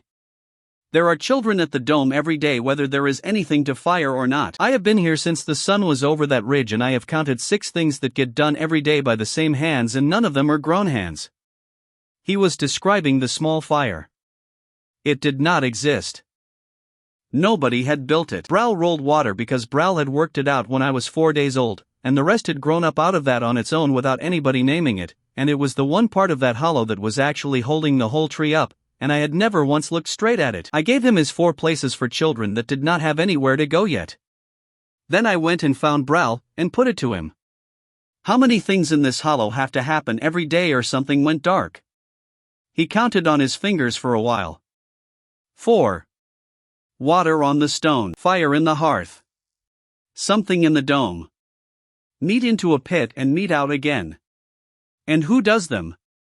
Me. Mostly me. And if you are sick? He did not answer that, because we both already knew the answer, and it was the answer that had nearly killed everybody in the hollow in the cough winter, and it was standing in front of me holding a water skin at 59 years old. The pits went bad on a Tuesday, which is a word nobody in that valley had. It was the 4th day after the boats and I have always thought of it that way. Every grown pair of hands in the hollow had been on the river for 3 days getting cobs black up the bank and into the shell, and the dome had stood cold for those 3 days, because there had been nothing to fire and nobody to fire it and no reason anybody could name to light an empty kiln. 3 days. On the 4th morning Bral came up from the 9 pits and stood in the doorway of the shell without a word, which was how Bral said the worst things. The steppe had gone dark in the night. 100 days of food had turned in one go, not slowly, and not from the top down. All of it, everywhere, at once, in 9 pits and 60 vessels, and the smell came up out of the ground when Vosk lifted the first lid and it went through that hollow like a slap. We saved perhaps a third by smoking it that day and the next, which is a thing they knew how to do and which I had almost let them forget. 2 years of Vosk's life were in that food. He stood at the edge of the second pit with the lid in his hands and looked down into it for a long time, and everybody stayed away from him, and Sela went and stood next to her father and stayed quiet either. Then he came and found me and he was very calm, which was worse. Who let it go out? Nobody let it go out. Somebody was supposed to fire the dome. No. Then who was? And that is where I had nothing. There was no one. There had never been anyone. The dome got fired when there was something to fire, and there had been nothing to fire, and the step had not cared. I gave him there was no man to blame, and he came back with that was worse than a man, and he was right about that too. That night I sat in the doorway and did the thing I should have done 100 days earlier, which was write out in my head every single action in that hollow that had to happen every day or something died. Water on the stone. That was the wheel, and Bral had held it alone for 6 years. Fire in the hearth, unbroken, which was the sickness. Something into the dome and out of it, hot, whether or not there was anything worth firing. Meat into a pit and meat out of a pit, at least once, so the pits were used and not merely full. 4 things. For small stupid things, and if any one of them stopped for 3 days, thousands of days of somebody's life fell off the world and we went back to being cold wet people who died in winter. 4 things, held by one man who was 59. The grown hands could not do it. People who hear about it afterwards get this wrong. It was not laziness. Grown hands in that hollow were on the river or in the hunt or at the edge or at the green face, and the whole point of everything I had built was that grown hands were now worth more than they had ever been worth and were therefore never in the same place 2 days running. The only hands in that hollow that were always there were small ones. I put it to the fire the next evening and it went about as well as I deserved. 9 children. Every day, in a fixed order, each of them does one thing. Not helping. Not fetching. The thing itself, all of it, from start to finish, and nobody grown touches it. Vosk laughed. He was not being cruel. He genuinely laughed, for the first time in a month, and half the hollow went with him. You want Effa to keep this hollow alive. Effa was 7. She had come up from the fell people with Gerd 2 weeks earlier and she was the smallest person in the valley and she was sitting right there. I want Effa to put 1 bowl in the dome every morning, I said. That is all. Then it is not empty and it does not go dark. And when she forgets? Then somebody dies. Yes. That is why it is going to be written into her the way walking is. The laughing stopped somewhere around there. They called it the small fire before the month was out, and the name came from Ruta, who watched the first 4 days of it and then said that a fire nobody tends goes out and a fire tended by small hands does not know it is small. Gerd had come to us 11 days before that, and I have got him in the wrong order because that is how it happened. He came up the slow water with 26 people from the fell, which is the high broken ground 4 days north where nothing grows and the herds do not go in a hard year. He walked in front. He was 40. He had a way of asking for things that made you understand he had done the asking a lot recently and had stopped expecting much. We are hungry and we heard you are not. We are hungry too, and it was true, we were 4 weeks into the thin. He looked at that honestly and then said the thing that got him in. Then take us and be hungry with more hands. Vosk wanted them gone. Ami wanted them gone. We had 5 weeks of thin left and when his mother was already failing, and 26 more mouths was arithmetic anybody could do. I let them in for 2 reasons and only one of them was decent. The decent one was that they would die if I did not. The other one was that the ladder had a number on it. Not on that step. For steps up, or it stopped talking about materials and started talking about how many people were standing inside the smoke, and the number up there was bigger than everybody in our valley put together. I needed people. I had needed people since the day I understood what the top of that ladder said, and I had not told a single person in that hollow, including my mother, and I did not tell Gerd either. We walked the line out to take them in. That is a thing I have not described and it matters. The smoke goes where the wind and the ground let it. You cannot order it, but you can put a windbreak of stacked brush on the shoulder where the draft pulls, and you can bank the fire differently, and between those 2 things you can move the edge by 50 or 60 paces on the side you choose. Bral and Zeb and 11 of Gerd's people spent 4 days building brush walls on the wind shoulder, and the smoke came round and the line went out past the flat, and 26 starving people who had been sleeping outside it woke up inside it. Half of them had something. By the 4th morning none of them did. Gerd sat down in the doorway of the shell that 4th morning and put his hands over his face for a while and then took them away and behaved as if it had not happened, and I liked him from that moment and never stopped. His daughter Effa was 7. His nephew Dov was 9. Dov did the thing that saved us, about a month into the small fire, and he did it because my version of it was bad. My version was 1 child, 1 job. Effa had the dome. Wall had the hearth. Jack had the pits. A boy from the fell had the water with Bral. It broke twice in the first 3 weeks. Once because Wall had a fever and nobody thought about the hearth until the middle of the second day, and once because Jack simply forgot, being 11. Dov came and found me after the second one. Can I say a thing? Say it. You have given each of us one. So when one of us is gone, one of them is gone. Yes. Why is it not a ring? What is a ring? He showed me on the ground with 4 stones and then with the children themselves the next morning. Not one child at one place. All 9 of them walking the same round, in the same order, every morning, together. Water, hearth, dome, pits, back to water. 9 children going past all 4 things every single day. Then any one of us can be sick, and the round still goes. It is obvious. It was obvious the second he put it. It had not been obvious to me for a month, because I had been thinking about jobs, and he was 9 and had never had a job in his life and was thinking about walking. They called it the round. That is what it stayed called for the rest of everything. He made the rhyme too, and I have to put the rhyme down here because it turned out to matter more than any tool we ever made. 4 things. 4 words. A word for water, a word for hearth, a word for the hothouse, a word for the cold hole, in that order, in a rhythm that fitted a walking pace, and it went round on itself so there was no end to it and you could pick it up anywhere. Effa could say it at 7. Every child born in that valley for the next 30 years could say it before they could say their own father's name.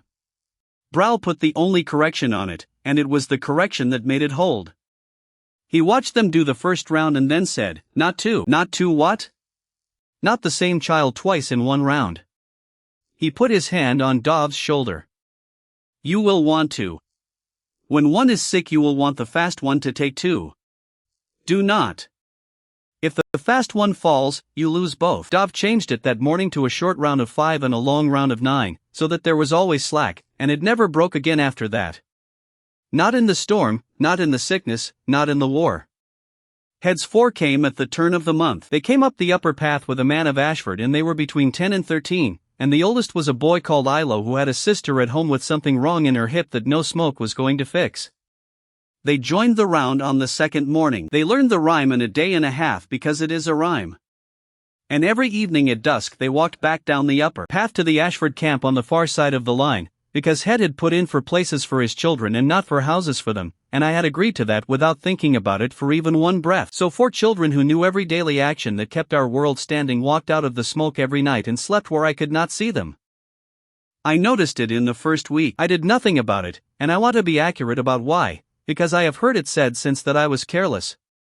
I was not careless. I looked straight at it and decided that the upper path carried our salt, that Head had not put in for anything else, and that 4 children could not carry out anything more dangerous than a walking song. I was wrong about the last part in a way I could not have guessed and should have guessed anyway. The long blow came in the middle of the following month and lasted 4 days. It came off the north and it came with snow going sideways, and there was 1 hour on the second afternoon where a grown man could not stand up on the wind shoulder, and Gerd's brush walls went flat and had to be rebuilt in the dark with the smoke wandering all over the valley while they did it. Nobody grown left the shell for 4 days except the men rebuilding the walls, who went out in pairs on a rope. The children went out every morning. They went out on the rope too, because Sela made them, and the short round took about twice the usual time. Effa did the dome on the 3rd morning with her father holding the rope behind her. She could not get the bowl in, because her hands had stopped working. Jack came back for her and did it with her. Both of them came in with white faces and were laughed at and given food. 4 days. Not one of the 4 steps went dark. Not 1 hour of anybody's paid years fell off the world. When the wind dropped on the 5th morning and the grown people came out and looked at a hollow that was exactly as they had left it, something changed in that valley that I have never been able to put a proper name on. Children in that hollow had been fed and loved and had run about and been useful in the ordinary way that children are useful. From the 5th morning of the long blow they were something else. Nobody in that valley hid a child again as long as I lived there. Not once. It was not a rule and nobody made it a rule. And a place in the small fire became worth more than food. I should have seen what came next from that sentence alone. Quen was Jack's father. He was 33 and he had not had a good year, and he had 2 younger children and a wife who had come out of the thin months badly. A man of the Reed people offered him 2 full winter shares out of the pits for his son's place in the round. Not for a visit. For the place. The Reed man's own boy would walk the round with the others and be one of the 9, and Jack would not. Quen took it. He took it at the edge, in daylight, with Vosk standing there, and Vosk let it happen because I had given him the order at the edge and had never once warned him that anything was not for sale. I found out on the following morning because there were 10 children on the round and Dov came and wanted it from me which one to send away. I got the place back. It cost me the 2 winter shares out of our own pits and a public argument with Quen in front of 40 people, and at the end of it I stood in the middle of the edge and said the only law I ever made in that valley in my own name. A place in the small fire is not a thing. It cannot be given, sold, traded, or inherited. The round says who is on it. Everybody agreed. Everybody nodded. It was a good clean line and I was proud of it for about 2 days. Jack did not come back on the round. He was 11, and his father had sold him in front of the whole river, and the fact that I had bought him back did not fix one single thing about that, and he would not stand next to Quen and he would not stand next to the others and he stopped speaking to me entirely. Dov ran a round of 8 for the rest of that year and never once wanted it from me to make Jack come back, and I did not understand why until much later, and by then it was too late to say anything about it to either of them. By the start of the 6th month there were sick people lying on the flat below the edge every single day, and some of them were lying there for a week. They came from the Reed Marsh and the Low Water and Ashford and 3 valleys I had never heard the names of, and they came because Nima had walked home on her own feet, and by then the story had gone down the river and back up it twice and it got much better on the way. Yara had given it straight. It did not matter. By the 6th month people arriving at our edge believed that a child in the hollow could touch a dying man and stand him up. We put the ash house on the flat inside the line, 20 paces in, and it was the ugliest building anybody in that valley ever made. Brush walls, a turf roof, no floor, open at one end. It was a shed for holding people still. That is all it was. That is all it ever needed to be.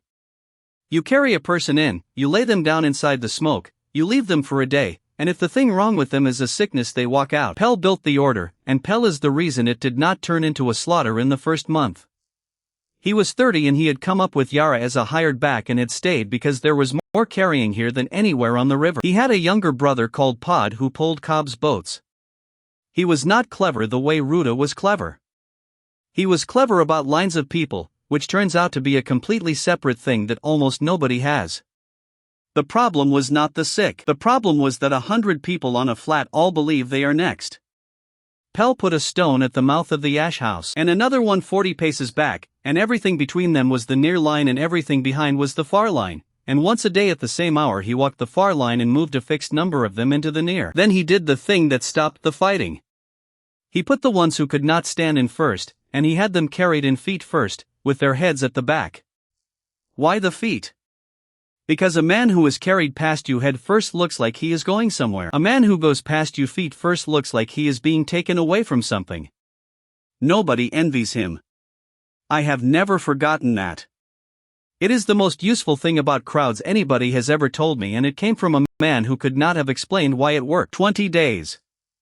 In 20 days that flat put more into our hollow than the whole valley had produced in the 6 years I had been alive in it. Salt in bladders and salt in blocks. Fish. Hides we could not have made. Cord, baskets, 3 iron-hard bog oak poles, a copper arm ring somebody's grandmother had owned, and food, endlessly, food, because a family with a dying child will bring you everything they have that keeps. We stopped being hungry in 11 days. We had come out of 5 weeks of thin into more stores than the 9 pits could hold, and Amy was making vessels 16 hours a day with 4 women helping her, and Vosk stood at the edge every morning putting the world in order and was, I think, briefly happy. Then it broke. The way everything I built that year broke, which is to say it worked too well. By the 28th day the far line was 3 days long.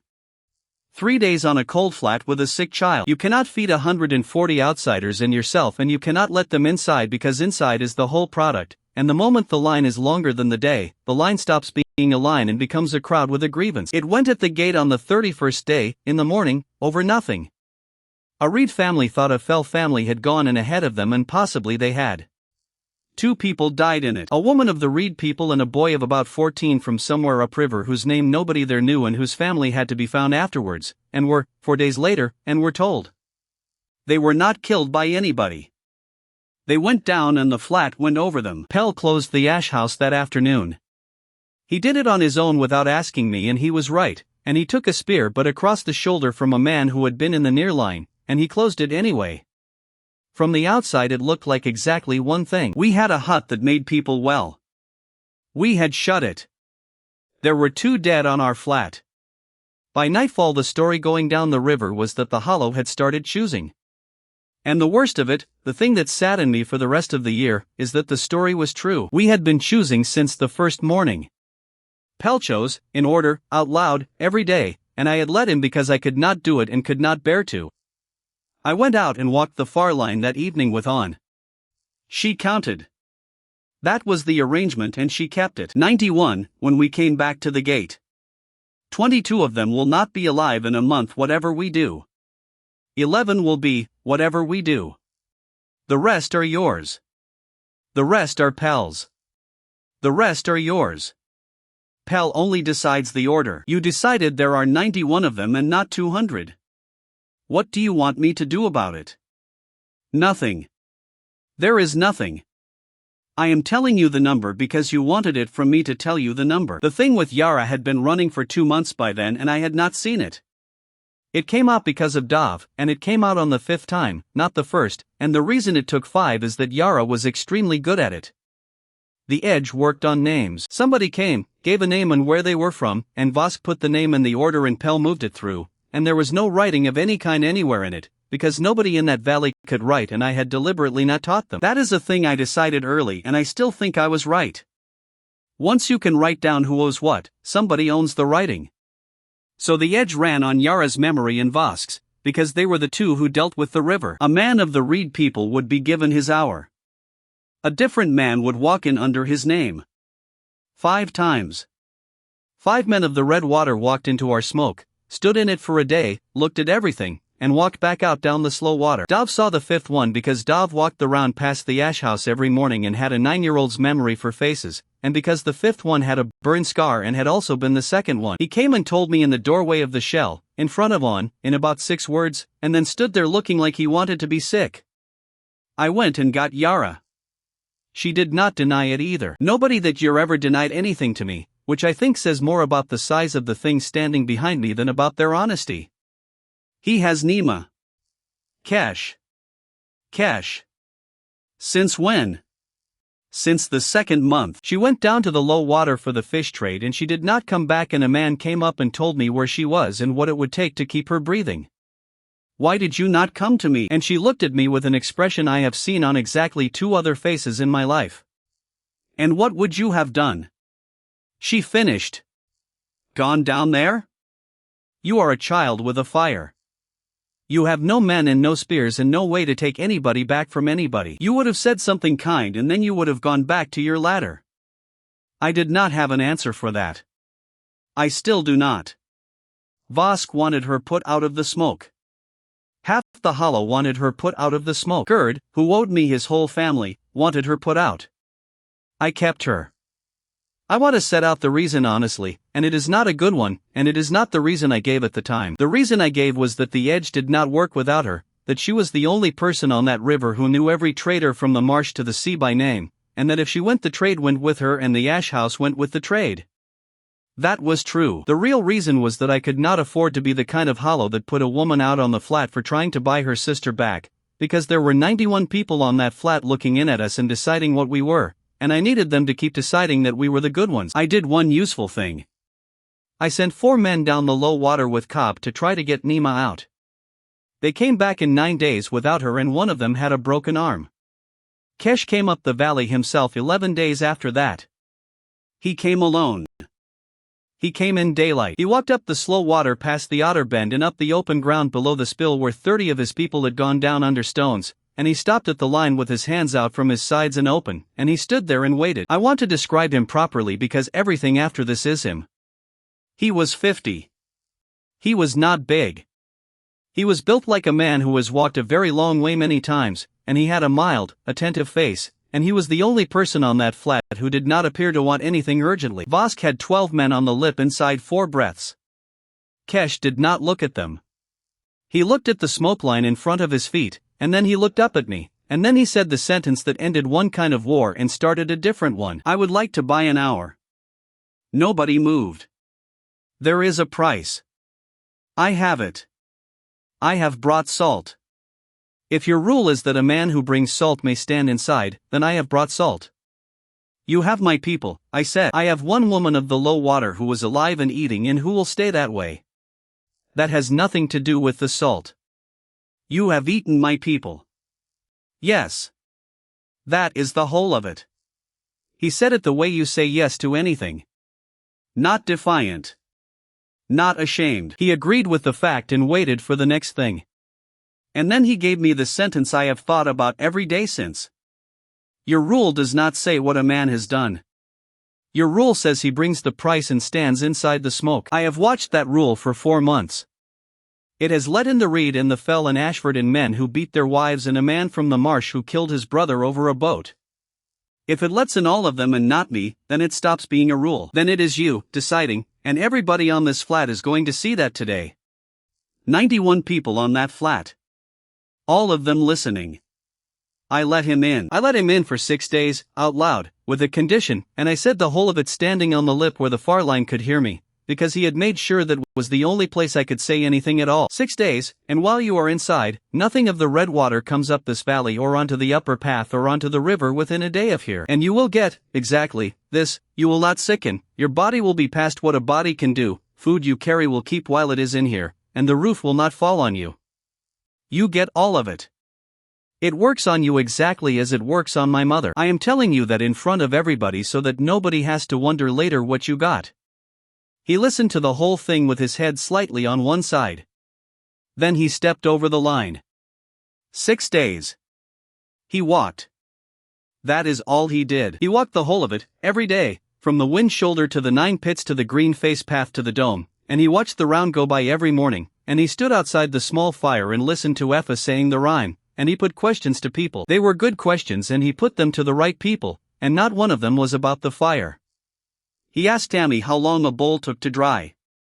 He asked Brow how many mornings the water had been rolled and got the true answer, which was all of them. He asked Effa what the 4 words meant and she answered him, because she was 7. He never once wanted it from me anything. On the 5th day I went and found him on the wind shoulder looking out at the brush walls. You are not looking at the fire, I said. The fire is not the thing. What is the thing?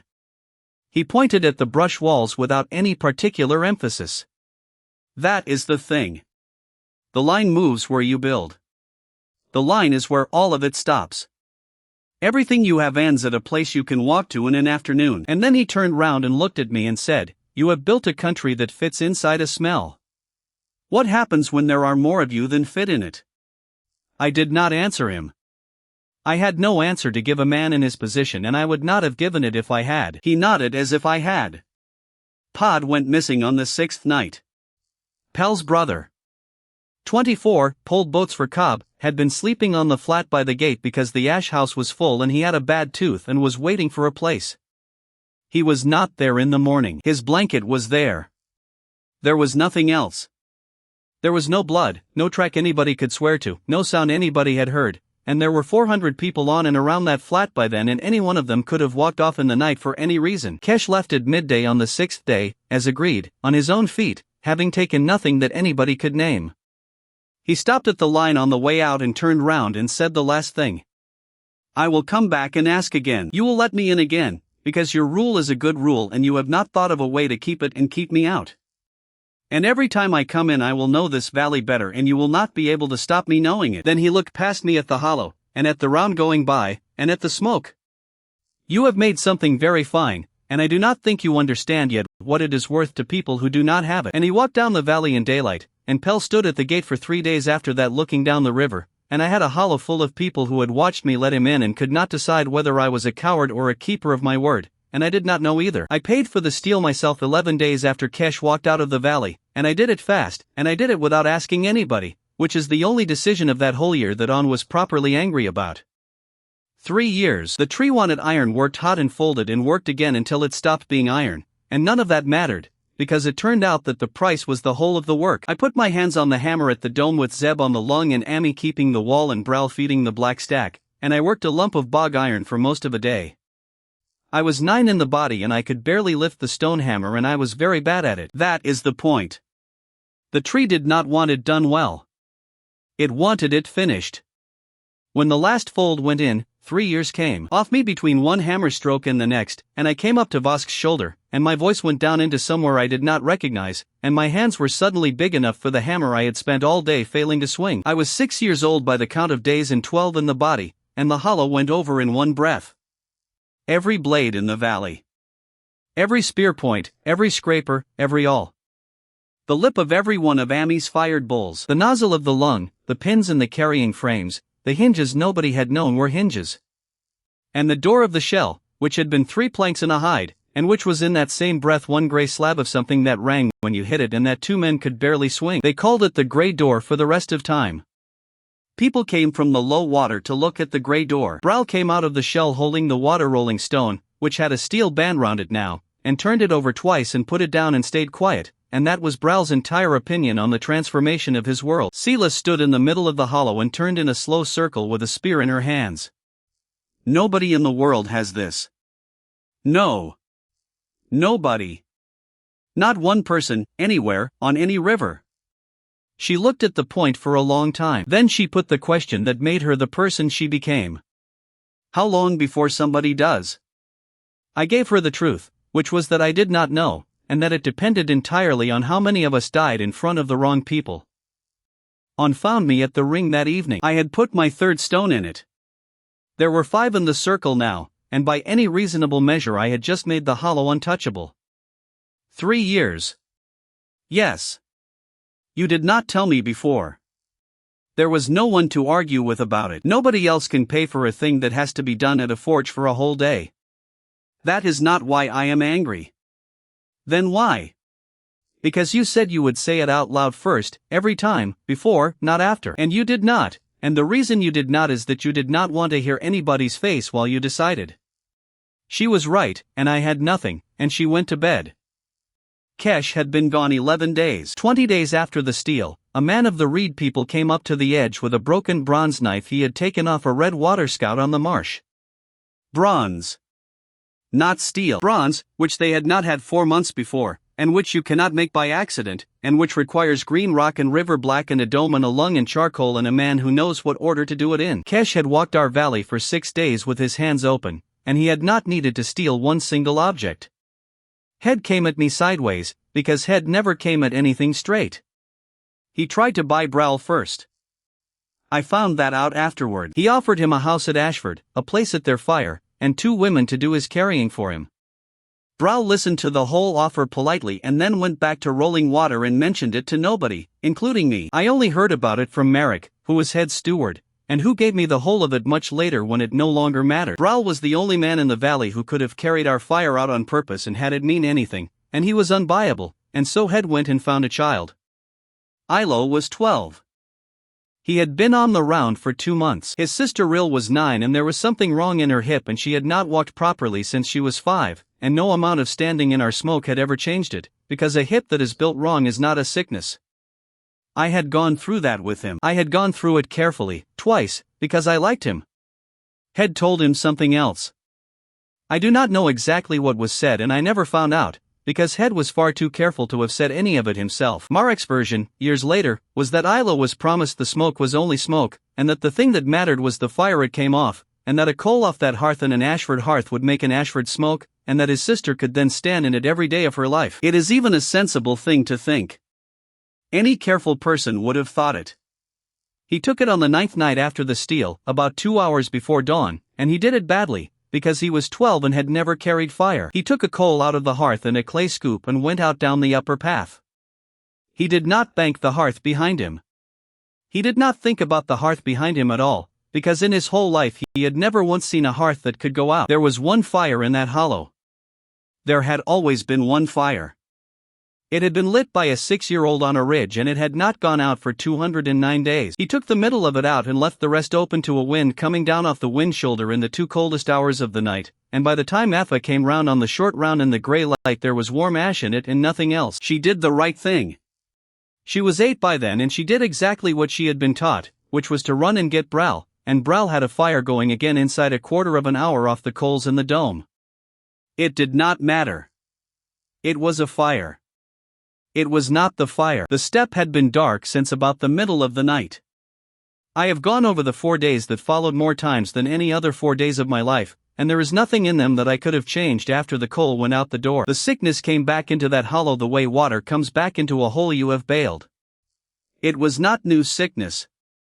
That is the thing nobody understands about it afterwards. There had been no illness in our smoke for 200 days, and everybody in that valley had spent those 200 days breathing on each other and drinking from the same skins and putting their hands in each other's food. And every single thing that would have gone through us slowly over 200 days went through us in 9 people. Wenna's second child. 2 of the Phelp people, one of them a man of 19, a woman of the Reed who had been in the ash house and was inside our line when it happened, which was the worst of all of them, because she had walked here to be safe. Quen. 2 others whose names I am not going to put down because their families are still in that valley. And Cass. Cass was Ruta's grandson. He was 7 and he had come out of the Kof winter alive when nobody thought he would, and Ruta had paid nothing for the fire and had never wanted anything from me except that boy walking around. He went on the 3rd day. I was going to pay for it. I want that on the record even though it does not matter, because On heard me say it and Ruta heard me say it. 2 years, the same as the first time, because the tree does not care that you have paid for a step before. A step that goes dark is a step that was never taken. The years I spent on the fire when I was 6 went nowhere and came back as nothing. I had the sticks out on the 4th evening. I was going up the long back at first light. Ruta did it in the night. She went up the long back on her own in the dark, at 64 years old, with a board and a spindle she had made herself out of pieces she had watched me use. And she sat up there in the cold and did the thing that a 6-year-old had done and that she had watched him do, and she was very good with her hands and it did not take her all day. She came down before light with it in a scoop and she went past Browl at the water and she lit the hearth of the shell herself. 2 years off a woman of 64. I came out of the shell at first light with 2 sticks in my hand and my mother behind me, and there was an old woman sitting by a lit fire with white in her hair that had not been white the day before, and every person in that hollow was already awake and standing back from her. I did not know what to say to her. She put it to me. 9 words, and she did not look up while she said them. You are the only one who can see it. That is all. That was the whole of it. She had watched me refuse to spend myself on the firing 7 months earlier, and she had listened to my reason, and she had disagreed with me about almost everything since. And when it came to it, she had gone up a hill in the dark and paid it herself so that the boy who could see the ladder would still be young at the top of it. Then she got up and went and put her stone in the ring, and it was the 6th one, and she put it down next to Vosk's, and she went to help lay out the dead. She never mentioned it again to me or to anybody. She lived another 11 years. Ashford wanted Ilo. Head came down the upper path on the 6th day with Merrick and 11 men, and he stood at the edge and put in for the boy to be given back, which was clever, because he did not ask for the boy to be handed over. He put in for him to be given back, as though we had taken him. 9 dead. The whole hollow standing behind me. Half of them wanted the boy thrown down the slope and the other half wanted him thrown further. I refused. He is 12. He was promised by a grown man that fire would make his sister walk. He is not going anywhere, and he is not going to be judged by the man who warned him. Head did not raise his voice at all. He never did. Then the upper path is closed. No salt comes down it, not to your edge, not to your hollow, not to anyone standing on your flat. And I will say why at your edge, in front of your line, this morning. He did. He stood there and told 90 people that the child of the hollow protected the boy who had killed 9 of his own, and every word of it was true, and it was the most damaging sentence spoken against me in the whole year. We lost the salt for 4 months. Everything we had built at the edge ran on salt. I would do it again. I have been asked about that many times since and the answer has not moved. If I had given him Ilo I would have had salt and no valley worth having, and every child on that round would have learned that the day they made a mistake they became a thing that could be traded.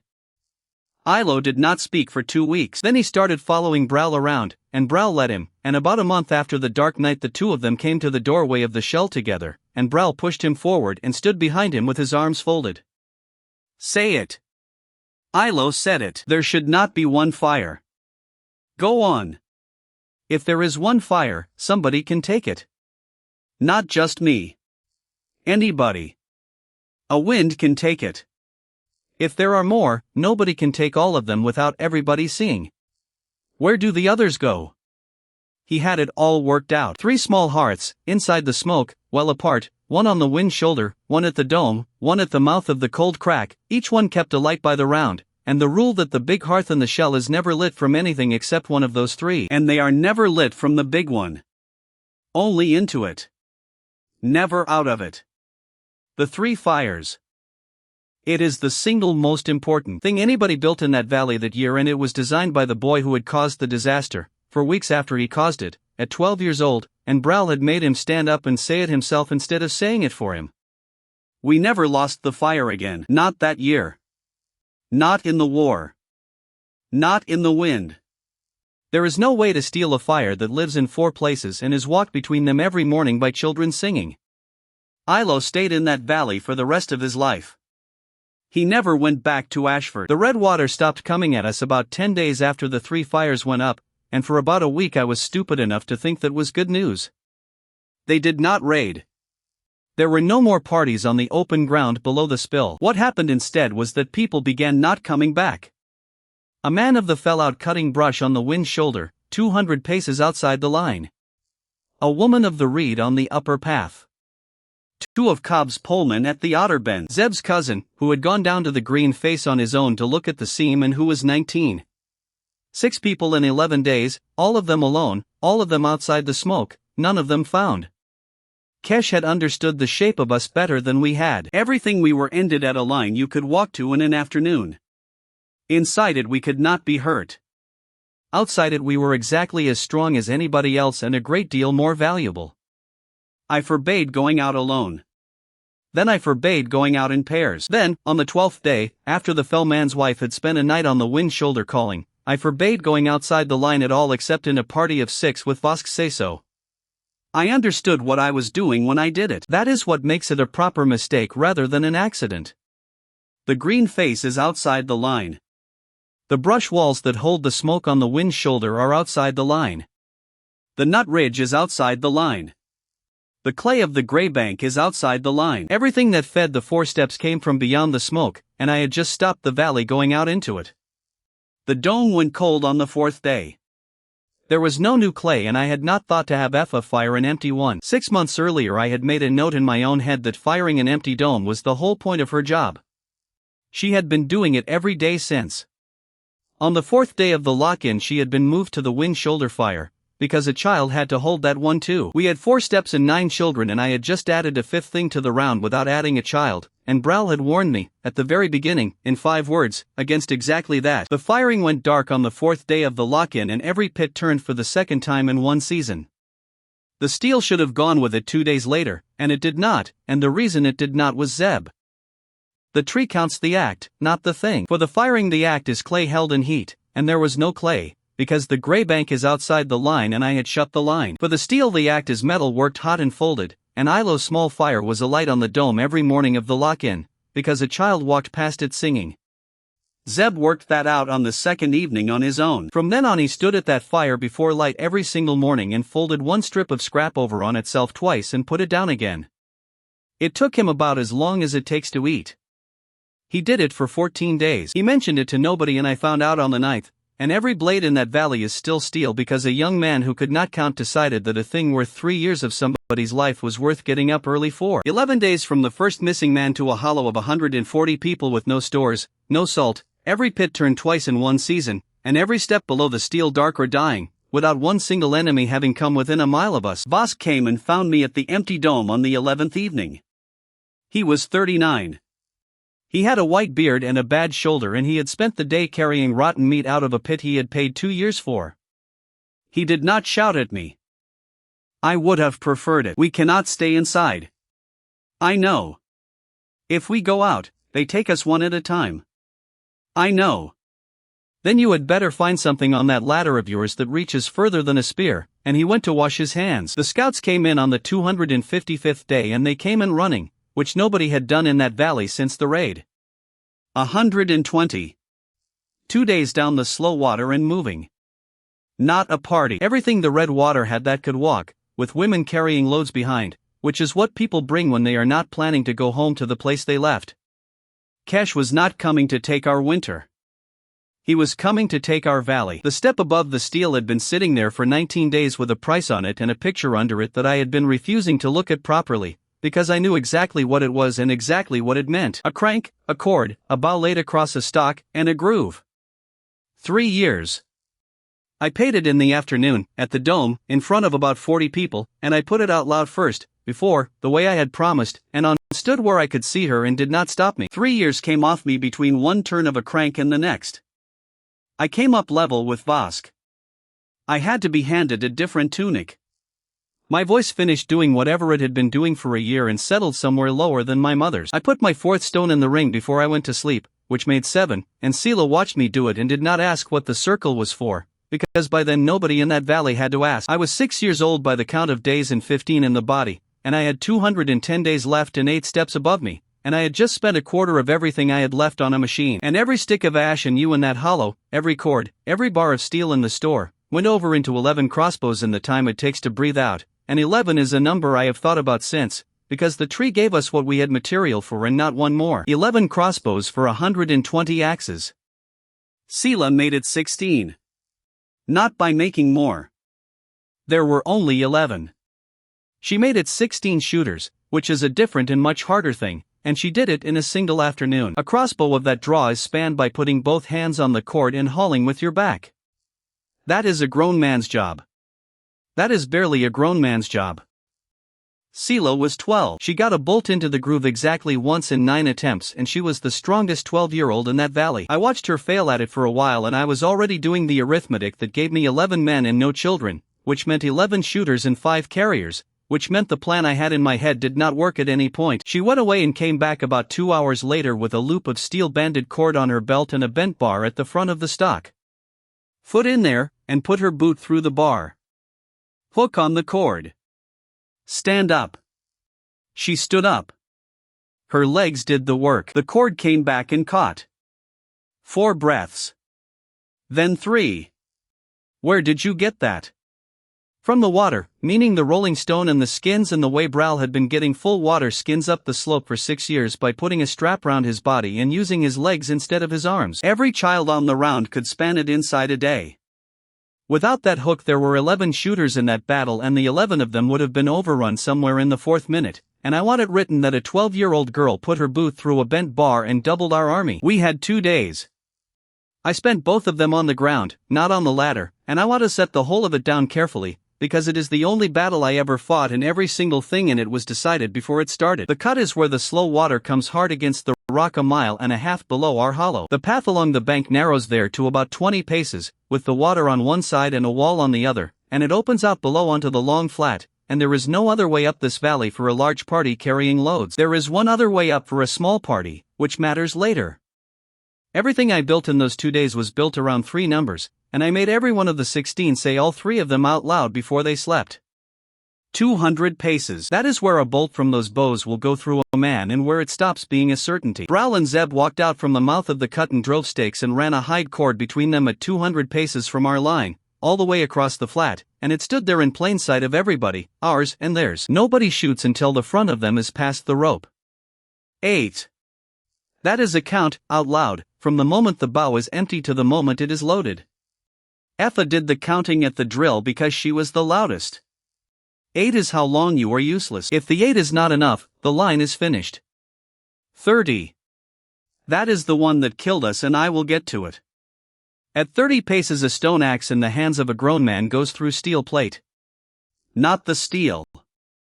The man inside it. A plate stops a point and it does not stop a weight, and a stone axe is a weight, and I had 8 children in that line and plate that made them look like small gray men and would not save any of them from a single good swing. So the rule was 1 sentence, and it was the only order I gave that day. Nobody comes closer than 30 paces. If they get to 30, we walk backwards. If they get to 30 twice, we go home and let them have the flat. They all set it back. Sela set it back with her jaw set in a way that I should have paid more attention to. Vosk did the thing that saved the hollow, and he did it without asking me, and he did it on the evening before. There is a goat track that comes up over the shoulder above the cut and drops down behind the spill. It is barely a path. Call it a place where somebody who knows the ground can get up if they do not mind using their hands. Nobody has ever moved a load up it. He put 6 men on it at dusk with 3 of the 11 bows. I found out when I counted bows at first light and got 8. I want to record what because it was stupid, and what he said, because it was not. I gave him we had 16 shooters and he had just taken 3 bows and 6 men out of a line that was already too small, and that the whole plan depended on weight of shot at the mouth of the cut. He waited until I finished. Then he said, he walked our valley for 6 days. So he walked it. All of it. He stood on the wind shoulder and looked at the brush walls and asked Effa questions. You think a man who did that came back and found only the one road? I did not answer. You are 15, and then he corrected himself, which was the only time I ever saw him do it. No. You are 8, and you are also 50. Either way there is exactly one of you and you cannot look at 2 places at once. That is why there are 2 of us. Kesh sent 30 men up the goat track that morning. Vosk's 6 were sitting on the top of it when they came, and it is not a fight when 6 men above you have 3 of those bows and you are coming up a slope on your hands, and the Redwater lost 11 men on that track before the rest went back down, and not one of them ever reached the flat. It was over before the main body was in sight. I did not know it was happening. I found out from a runner in the middle of everything else. If Vosk had wanted it from me for those bows on the evening before, I would have told him no, and 30 men with stone axes would have come down behind our line while we were shooting the other way, and the whole of what follows would be a different account or no account at all. They came into the cut at the middle of the morning. I have no words for what 120 people coming up a narrow path sounds like when you are the thing at the end of it. Not shouting. A sound like weather. They came out of the mouth of the cut onto the flat and they spread as the ground let them, and they came on at a walk, because Kesh was not a fool and had ordered them not to run at a line of people standing perfectly still. 16 of us, 8 grown, 8 from the round. Sela on the left, me in the middle, Lask on the right, all of us in plate that had been 3 days of everything the dome could make. Nobody fired. The rope stood out there across the flat, white in the sun, and every one of our people had said the number in their sleep for 2 days, and they held. The front of them came past the rope. I have thought many times about how to put down what happened in the next 4 minutes without making it sound like something to enjoy, and I have not managed it, so I am going to put down the numbers instead. 16 bolts. 8 count. 16 bolts. 8 count. 16 bolts. At 200 paces there is no answer to it. There is no shield in the world made of bark and hide that stops it. There is no ground to get behind on that flat, because I had chosen the flat. There is no way to close 200 paces at a walk, and there is no way to close it at a run either, because a man running 200 paces takes about 40 counts and 40 counts is 5 volleys. 5 volleys, 80 bolts into a body of 120 people who could not reach us and could not go back, because the cut behind them was full of their own people still coming out. They broke on the 4th volley. They came on again because Kesh got them going again, which I still find remarkable. They broke properly on the 6th. Not one of ours was touched. Not one. I did not have a single wounded man in that line at the moment the red water broke and started going back into the cut. That is the whole of it. 120 against 16, and the 16 were standing exactly where they had started, and 8 of them were children, and the loudest sound on our side for the entire 4 minutes was a girl of 8 counting to 8 over and over in a voice you could hear at the water. That is what technology is. Nothing clever about it, and nothing to do with a fair fight going slightly your way.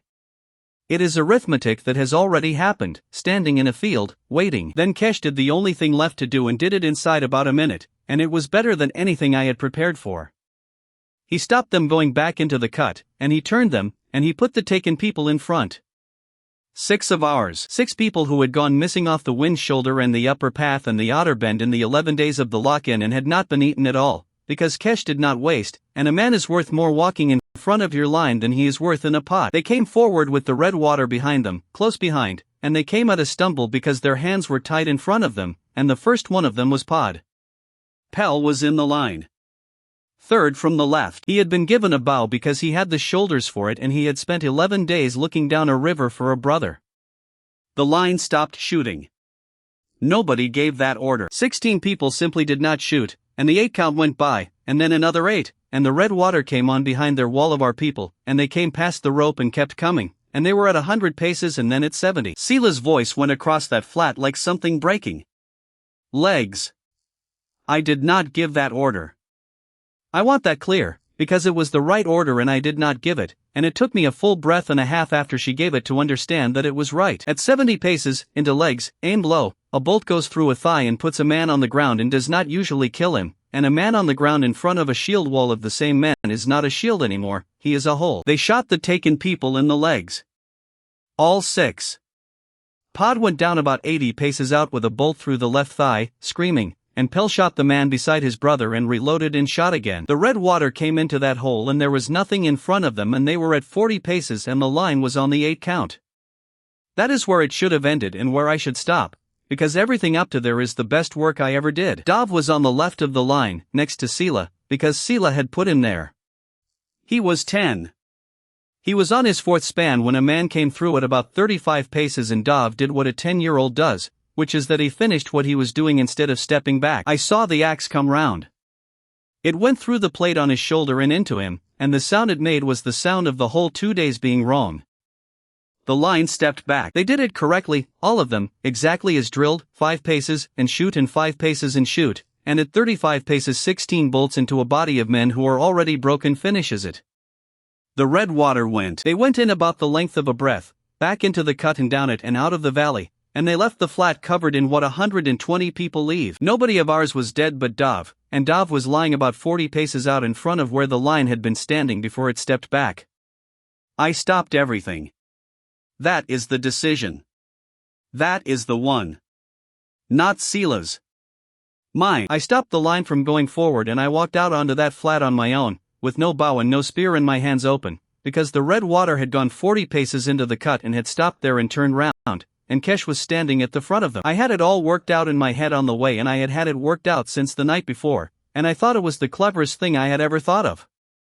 300 people who respect you are worth more than 300 people who fear you. Fear is unpredictable.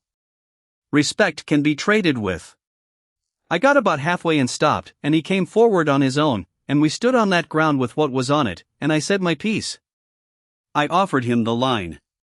All of it. Every one of his people inside the smoke, permanently, on the same terms as the fell and the reed, no price and no hours, in exchange for one thing, which was that they stopped eating people. He listened to the whole of it. He had a cut across his forehead and he was breathing hard and there were about 90 of his people behind him, of whom something like 50 could still walk. Then he put one question to me. What happens to the ones who have already gone into us? I did not understand him. Your Mar. He is in a man behind me who throws the way he threw. There is a woman of the reed in my sister's daughter and a boy from the marsh in Mott's hands, and every one of them is the only thing left of themselves anywhere in the world. If we stop, they stop. There is no more of them after that. I gave him the answer, which was that was what stopping meant. You are offering me a place where nobody dies, and I understood that he was not arguing, he was explaining. I have spent 50 years in a place where everybody dies and nothing is wasted. You are asking me to agree that everything my people have ever done to stay alive was only killing. I said something. I do not remember what. It was not good, and he said the thing that ended it. I do not need your respect. Respect does not put a dead man's hands back on. If I take your valley I get the smoke and the fire in the house, and if I take your dead I get the hands that made them. Why would I choose one? Then he turned round and walked back into the cut, and it had cost 7 minutes. 7 minutes. That is how long I stood on that flat being clever. In those 7 minutes nobody went out to Dov, because I had stopped the line, and the ground between the line and the mouth of the cut was still theirs by any sensible reckoning. Sela went at the 8th minute. She took 4 of the left wing with her, all children, against the standing order, at a run, and Vosk shouted at her from the lip and she did not stop. The red water came back out of the cut when they saw movement, because of course they did. Vosk had the recall sounded and I have never heard anything worse than the sound of Sela obeying it. She got within about 15 paces of Dov and she turned and came back with 4 children in front of her and empty hands. We held the flat until dark. The red water did not come out again. When we went out with torches, the ground where Dov had been was empty. They had him for 2 days. On the 3rd morning a reed man came up to the edge with a broken shaft he had picked up on the marsh, and it was a crossbow bolt, and the fletching was not ours, and it was cut short. Short, for a small bow. A child's bow. A bow lashed across a stock is a thing any man can copy by eye after watching it for 4 minutes, and they had watched 16 of them for 4 minutes at 35 paces. They had dobs played off him and 9 of our bolts out of the ground to measure. What they could not copy by eye was the belt hook, and the foot bar, and the 8 count, because none of those 3 things are visible from the front. Kesh had a boy of 10 who had walked the round and span with a hook and knew every count and every number, and he had put him inside somebody, and inside 2 days the Red Water had crossbows built for the hands of children. I had won the most one-sided battle ever fought in that valley, and I had handed my enemy the machine by leaving one body on the ground for 7 minutes while I made an offer to a man who had already told me, in my own hollow, 4 months earlier, exactly what he was. The hollow split 6 days later. It started with a man of the fell whose brother had gone down on the goat track, and it went round the edge in about a day, and by the 3rd day it was standing in the middle of our hollow in daylight with 40 people behind it. If a dead man's hands go into a living man, then our dead should go into us. They did not want to eat strangers. That is the hard thing to explain to people afterwards. They wanted to eat their own, respectfully, with the family standing there, so that a man who could shoot did not stop being a man who could shoot. Ami was for it. Gerd was for it. Quen's widow was for it. Vosk stood at the front of them. I refused, and I put it badly, and it turned into a fight at the door of the shell in which 2 men were hurt, and Brel put himself in the doorway with a water skin in his hands and made a wall of himself and would not move. I won it because of the grey door and the fire and 8 children who stood behind me, and not because of anything I said. Vosk came to me afterwards. He had not thrown a punch. He had stood at the front and let it happen behind him, which is worse. I will not raise it again. Good. One thing, though, and then I am going to go and mend the ladder into the cold crack. Say it. That boy died on that flat because you wanted 100 savages to think well of you. And when he was on the ground, and there was still time, you spent it talking. He is inside a man now. And the one thing that could still have been true, that he died and it meant something to us, you took away as well, because we are not allowed to have any of him back. Then he went and mended the ladder. He was wrong about the last part, and he was right about all of the rest, and he was the only person in that valley who said it to my face. Nab came to the edge 9 days later. He was 16, and he came up the slow water alone in daylight past the flat where his people had died, and he came to the stones and stood in the outer line with everybody else, and when Pell came down the line and asked his name he gave it. Nab of the Red Water. Everybody on that flat heard it. He had a bag of salt. Not stolen. Traded, at the marsh, for 4 days' work he had done there himself, and he wanted an hour inside for his mother, who was 51 and who had been coughing since the winter and who was sitting on the bank 200 paces down the river where he had left her. Pell looked at him for a long time. Pell, whose brother was lying in the ash house with a hole in his thigh that our own bolt had put there. Then he took the salt and put the name in the order. Yara put him through ahead of 11 other people that afternoon, and about 30 of them wanted to know why, loudly. She stood in front of the ash house with her arms folded. The price is a bag of salt. It was a bag of salt on the first day and it is a bag of salt tomorrow. If it stops being a bag of salt for one man, then it was never a price. It was a mood. Somebody threw a stone at her. It caught her above the eye and she did not move. Nab's mother walked out of the ash house the next morning. He came and found me before they left. He had his father's build and none of his father's stillness, and he could not stand in one place for more than a breath. Is it true you offered him everything? It is true. And he said no. He said no. Then Nab looked at the round going past, and at the smoke, and at the flat with 400 people on it, and he said the thing that I did not think about again for 100 days, and that turned out to be the whole of the last month of that year. He has never once in his life given anything away. Not to us either. He takes. That is all he has ever done. He would not know how to start. There were 460 people on the flat by the end of that month, and the smoke reached about 1100 paces on its best day. You cannot argue with a fire. We had learned that in the first year. You can bank it, you can build brush walls on the wind shoulder, you can put the 3 fires where the draft pulls, and between all of that you can move the edge 60 or 70 paces on a chosen side. 60 paces against 460 people is nothing. There were now more people living outside our line and depending on it than there were people inside it, and every one of them had come because we had promised them, truthfully, that inside this smell nobody dies of sickness. The step said road. It said 6 years, which was the most anything had ever cost, and under it there was that not quite picture the tree did, of the smoke lying out along the line instead of sitting in a bowl. 6 years. I had 100 days left and I was 15 in the body, and I had already decided before I finished reading it that I could not pay for it, and that decision was not brave and had nothing to do with courage. If I spent 6 of what was left of me, I would be 21 with 7 steps still above me, and the top of that ladder was going to cost more than anything below it. I did not say that part out loud to anybody. That is the one thing I kept back all year. Voss came to me before I could go to him, which I had not expected. He came into the shell in the morning while I was eating. The road one. What does it do? It moves the line. The smoke goes where we put it instead of where the wind puts it. It stretches. You could run it down the valley as far as you had fire to feed it. How far?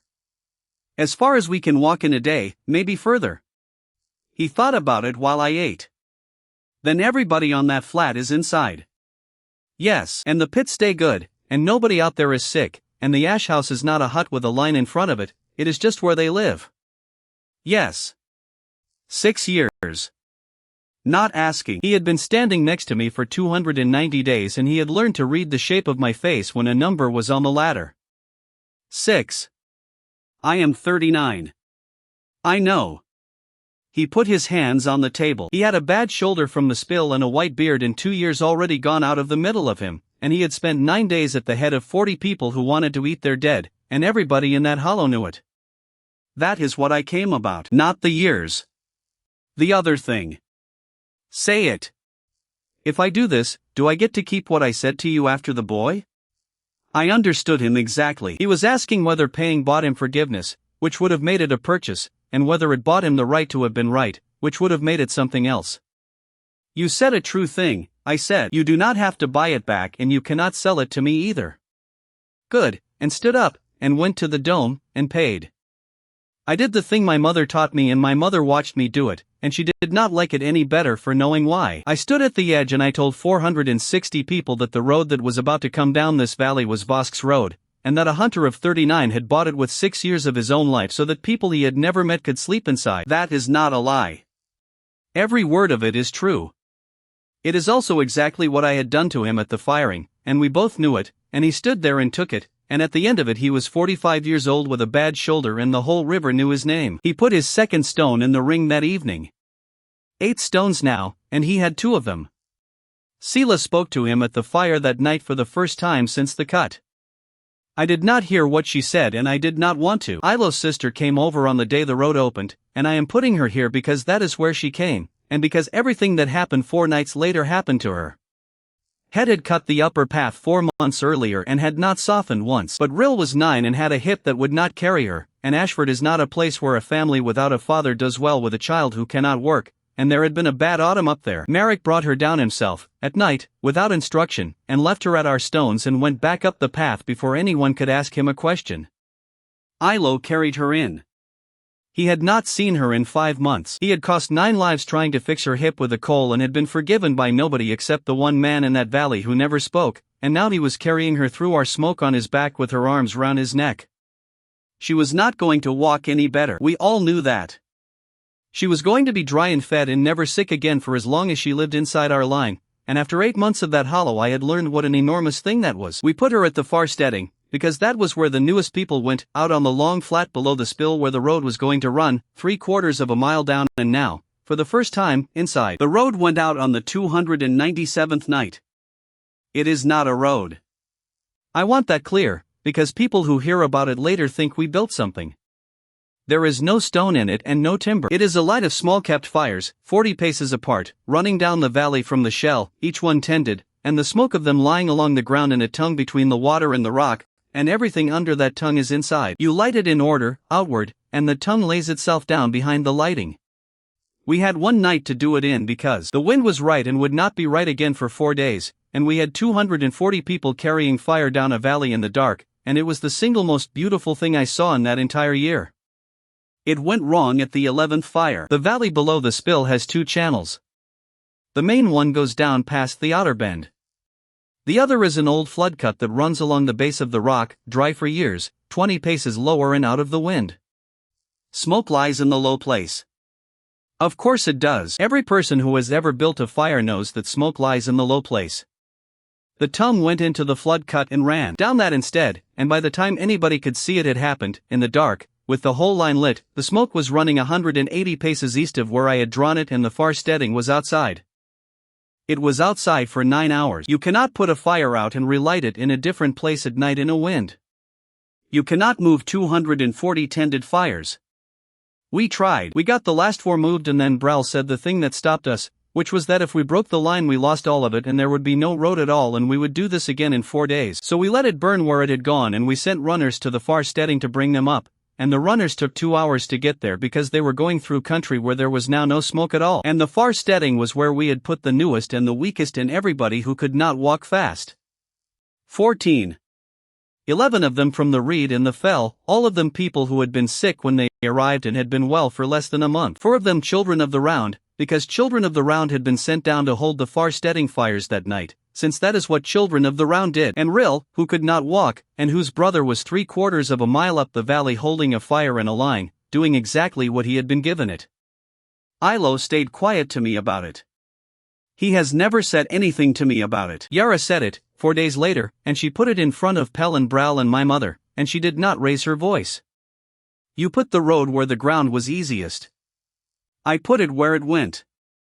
You put it where it went fastest, down the main channel, past the bend, out onto the flat, straight. It is the way you would walk it. It is the way water would go. That is why it is the way the smoke went too. No. The smoke went the low way. It always goes the low way. Bral could have told you that. Zeb could have told you that. Every woman who has ever cooked in a valley could have told you that, and not one of us was standing next to that drawing when you made it, because you made it in the shell with Vosk and a stick. I gave her the answer, which was that we had had 1 night of the right wind. And that is why 14 people are dead. You are not a cruel man, because you had 1 night and you did not spend 1 hour of it asking somebody who has lived at the bottom of this valley their whole life which way smoke goes. We rebuilt it 11 days later, down the flood cut, the low way, with 16 more fires than the short way needed, and it took 4 days and a great deal more fuel forever afterwards. It reached the far steading and went past it and stopped a little over 1.5 miles down the valley, at the mouth of the cut, where the rock comes hard against the water.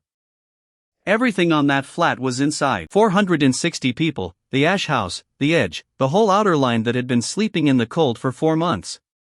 The night that happened, the noise from down the valley went on until nearly dawn. The caravan started 9 days after that, and they were Pell's from the first morning, and I never gave him the job.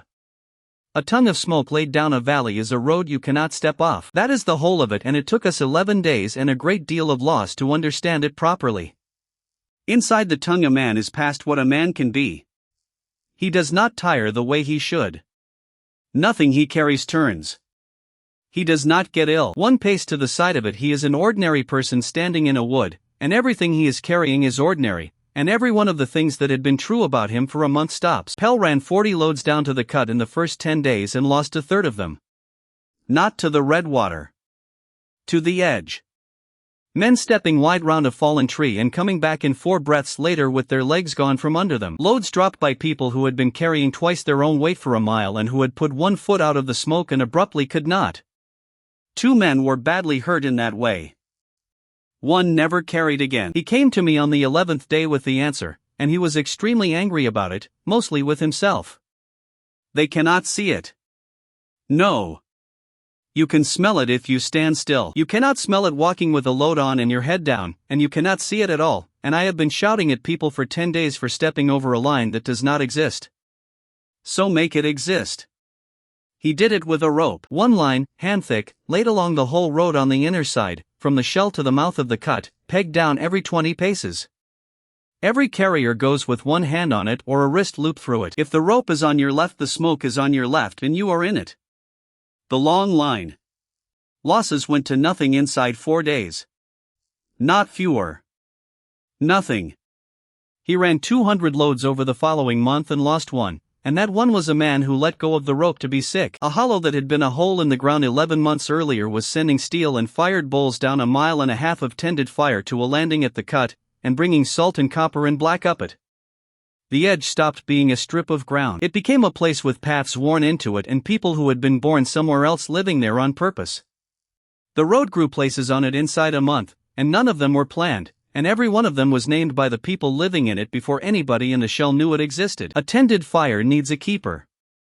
91 fires need 91 people who are there at night, and a person who is somewhere every night builds a shelter, and a shelter with a fire in it collects other people. By the middle of the month there were 5 places on that road with names. 9 fire was the first, at the 9th fire below the shell, where the ground flattens and the nut ridge comes down.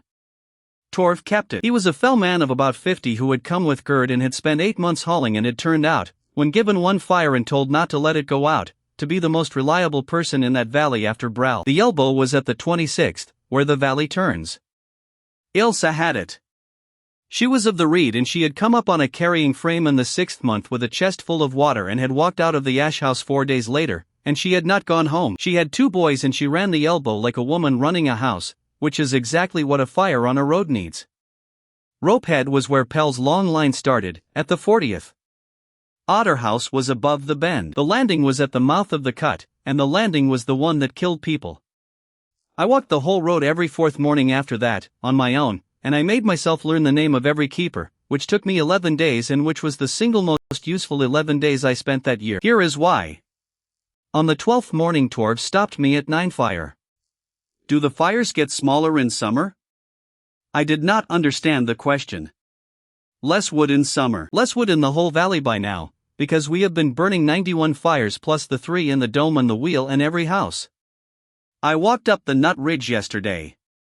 There is nothing standing on it under a man's thickness for half a mile. I had not looked at the nut ridge in 4 months.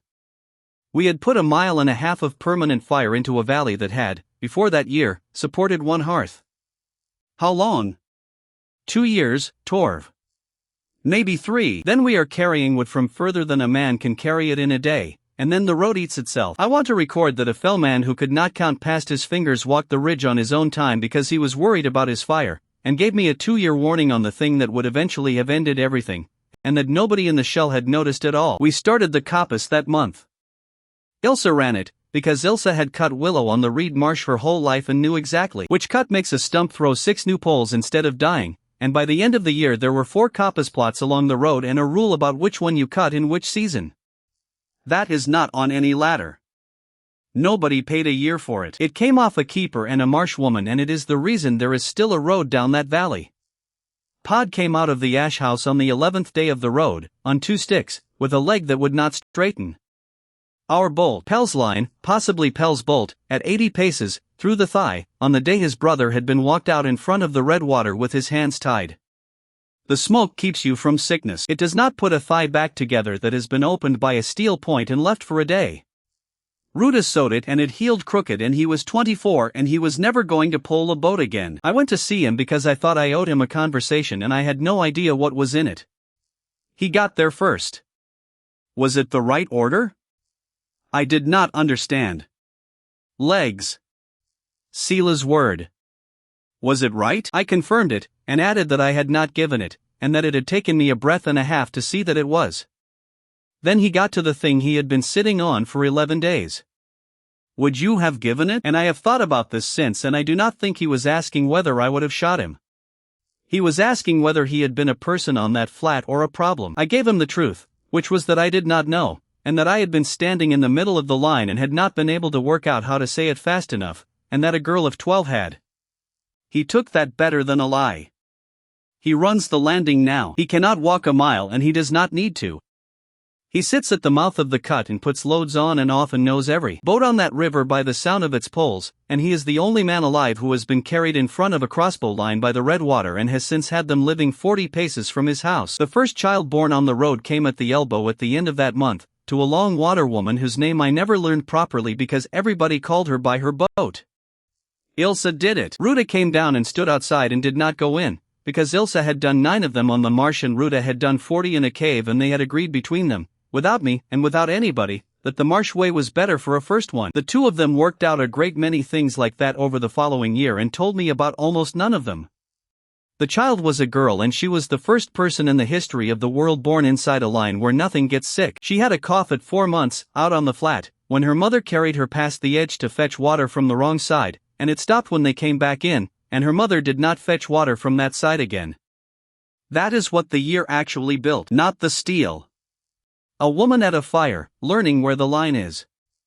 The red water took the caravan at the mouth of the cut on the 312th day.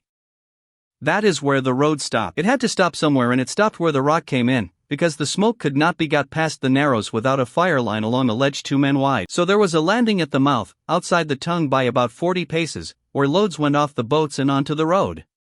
40 paces. That is all it ever needed to be. They came out of the water at dusk with the boats already in and 11 of our people on the landing, and they were in and out in the time it takes to count to 60. 6 dead. 3 months of salt, a boatload of black, and both of Cobb's boats burned to the waterline. And every one of the 6 was taken away with them, which by then we understood. They had bronze knives and 4 short crossbows, and they had used the crossbows well, and the man who led them was Mott, and he was quite clearly not there to hold the landing. He was there to make the landing stop. I closed the road at the cut for 9 days. The ash house closed with it, because the ash house ran on food that came up that road, and 460 people inside our smoke went onto our stores again, and the stores were built for a hollow. 9 days of a place that had everything having nothing, because of 40 paces of open ground. Yara went on the 10th night. She did not ask me. She gave Pell, who warned me at first light, by which time she was 4 hours gone. Nima had died at the low water in the 8th month. Kesh had not killed her. She had been alive and eating and had died of the same thing that had nearly killed her the first time, in a place 2 days from the only smoke in the world that could have stopped it, and the man who had held her had sent word up the river himself, which I have never been able to decide about. Yara had known for 2 months. She had gone on working the edge every day. What she did on the 10th night was walk down the road on her own with a burning brand held high in each hand, out past the last fire, out of the smoke, along the open bank in the dark where anybody within a mile could see exactly where she was, and up onto the landing, and she stood there. She stood on that landing for a long time. Every eye in the cut was on her. Which is the entire point of a woman standing in the dark holding 2 fires. Cobb brought 4 boats up the old flood channel on the far side of the island while she was doing it, and unloaded them onto the shingle a quarter mile below, and had them away again empty before the moon came up. The red water came for her at some point in the night, and she went into the water and along the bank and came up through the cut on the far side and got back into the smoke about 200 paces above the landing at dawn. Both her hands were burned from the brands, not the fires. She had held them too long and too high, and the resin had run. They never healed properly, because a burn is not a sickness. She could not tie a knot after that. She ran the edge with her hands wrapped for the rest of the year, and she never once mentioned it, and the woman who had let 5 of Kesh's men into our smoke under other people's names was the only person in that valley who ever walked out of the tongue on purpose. Head came back down the upper path on the 320th day. 4 months of no salt. His people had watched 460 strangers move inside a smoke that made them well, and they had watched a road go down a valley, and they had been standing on the wrong side of a line the whole time. He had a proposal, and it was a good one, and I refused it, and I would refuse it again. Ashford comes in. All 70.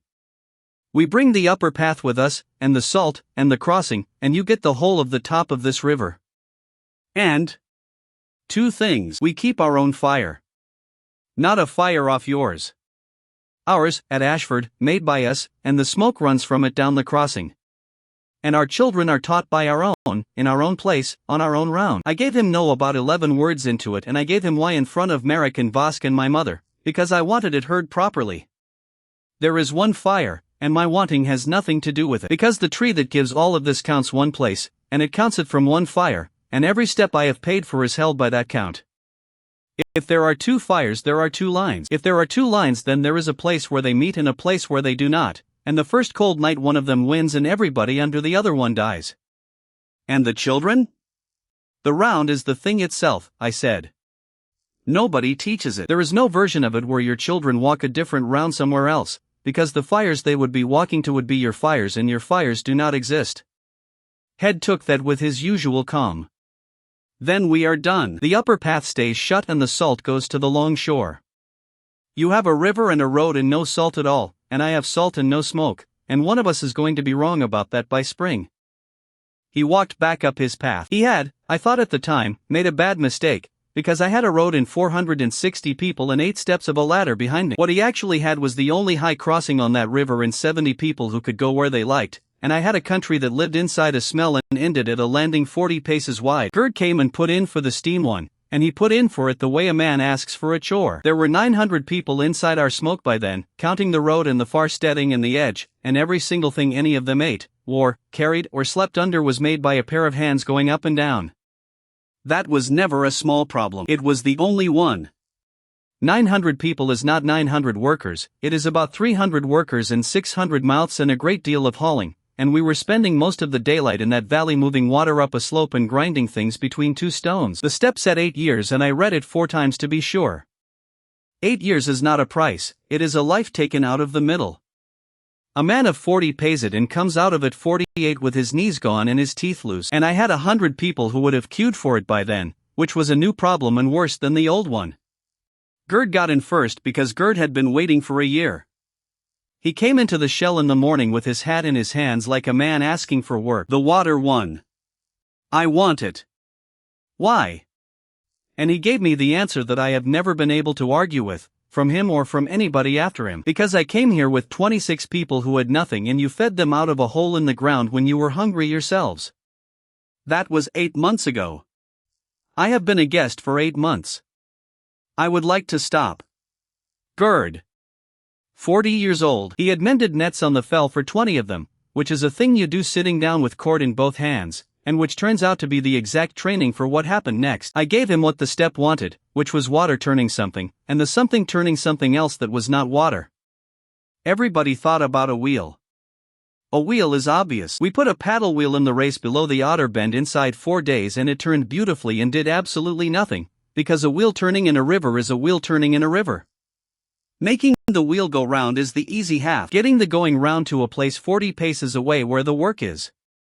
I knew 4 ways.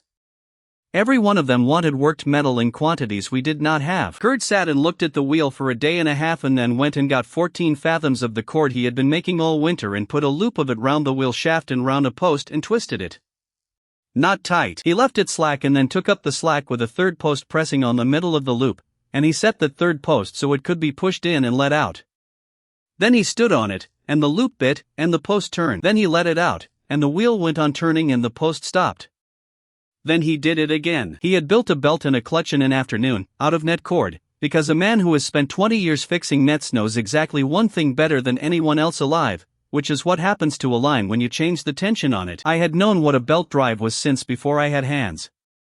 I had been thinking about gears. They put the wheelhouse up over that race in 11 days, and the belt ran up the bank to a shaft under a roof, and off that shaft came a trip hammer and 2 grinding stones and a bellows arm for the dome that did the work of Zeb without stopping and without being paid. Gerd paid on the day the hammer first came down.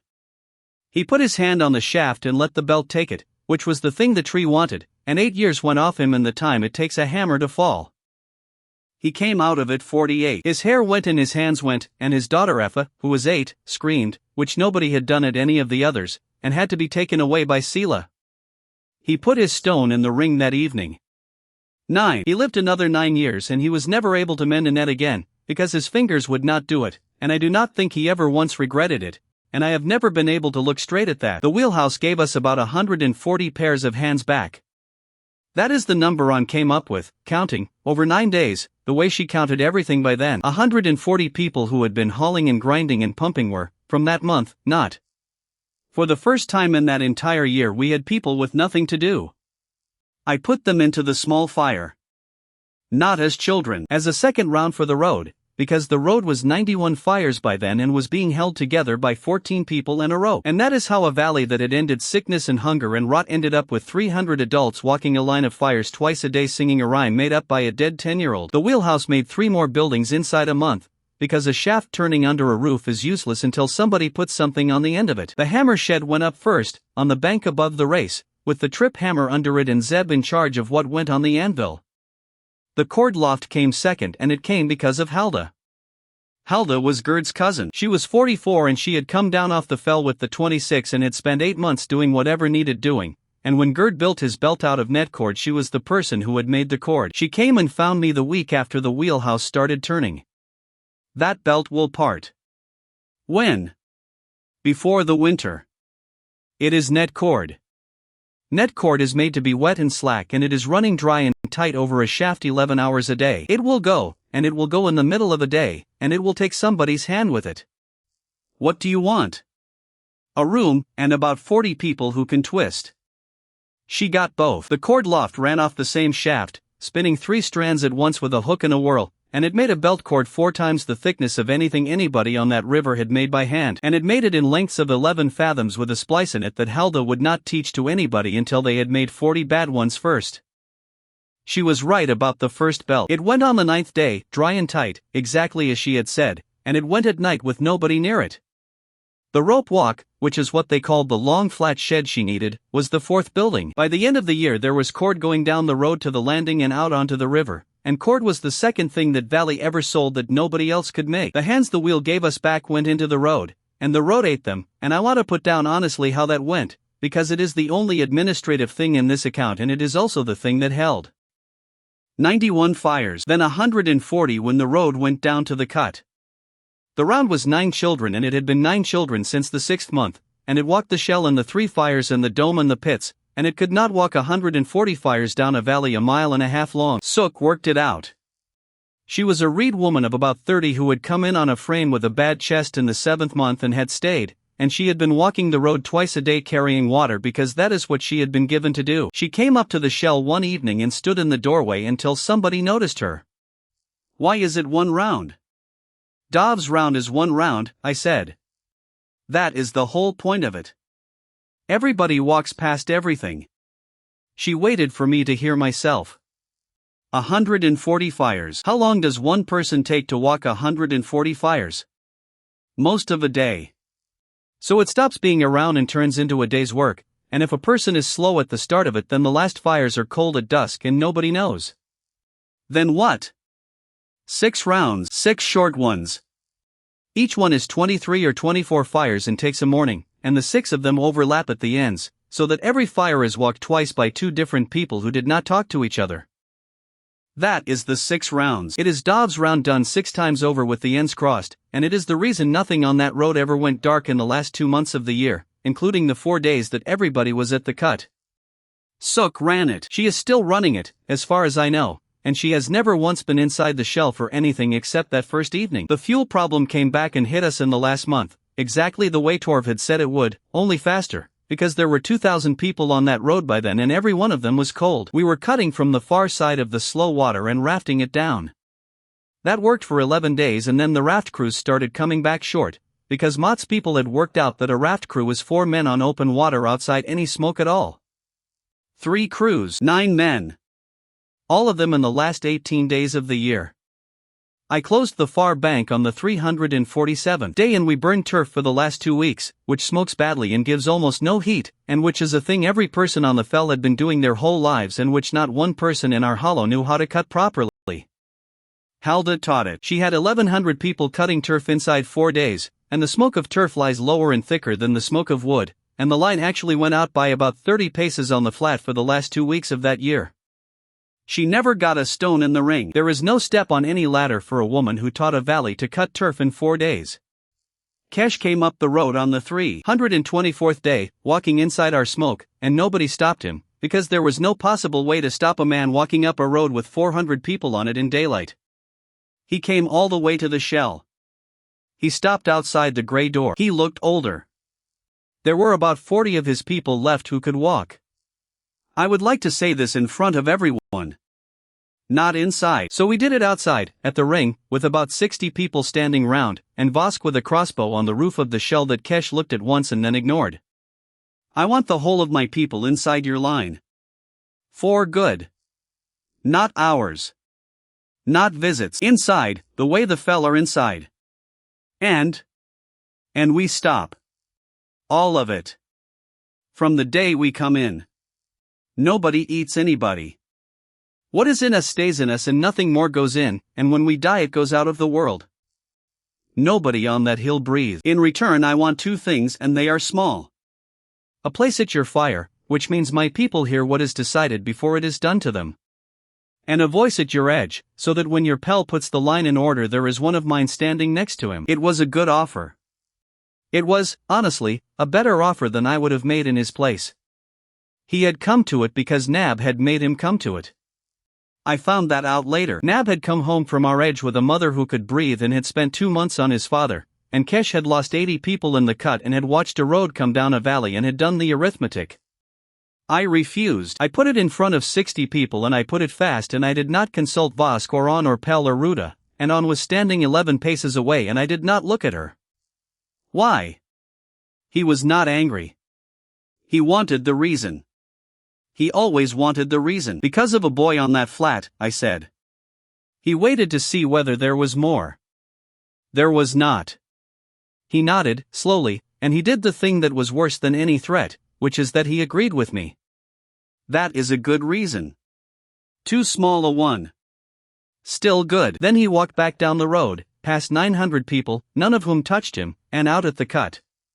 I have gone over it. I have gone over it with everything I know now, and I still do not know whether I refused because of Dov or because I could not stand in front of my own hollow 6 weeks after stopping them eating their dead and give the man who ate him a place at our fire. On wanted it from me that night and I gave her the truth, which was that I did not know.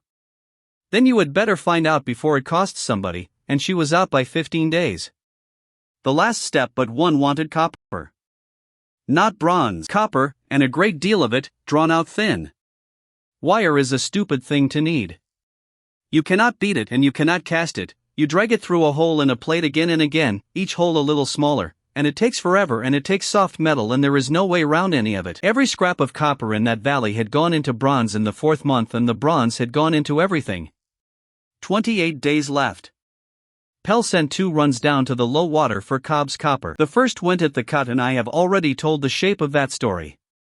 For dead, load gone, and Mott's people were on that landing inside 2 minutes of the boats touching, which meant they had been watching the landing continuously for 3 weeks. The second run went on the water, round the long way, in 3 boats at night, and 2 of them came back and the third did not, and we never found out whether it was taken or whether it simply went over in the dark at the shallows above the bend, and Pell went out 4 times looking for it. 22 days left and no copper. We melted our own. I want to put down exactly what that meant, because it sounds like nothing and it was the hardest thing I ever asked that valley to do. Every bronze thing in the hollow, every spear point that was not steel, every fitting on the wheelhouse, the bronze band on the waterstone that Bral had carried for 7 years, the mold plates, the pins in the carrying frames, the ring off Amy's dead mother's wrist, 11 months of everything we had built, unbuilt, carried up to the dome in baskets and put in the fire and turned back into a puddle. Amy cried. Vosk did not argue for one moment, which surprised me, and organized the collection himself and went round every house in that valley with a basket. Zeb drew the wire. He had the lungs, patience and the arms, and now he had a trip hammer and a wheel doing the pulling, and he stood at the draw for 11 days pulling copper through smaller and smaller holes in a steel plate and swearing continuously. We got about 2/3 of what the step wanted.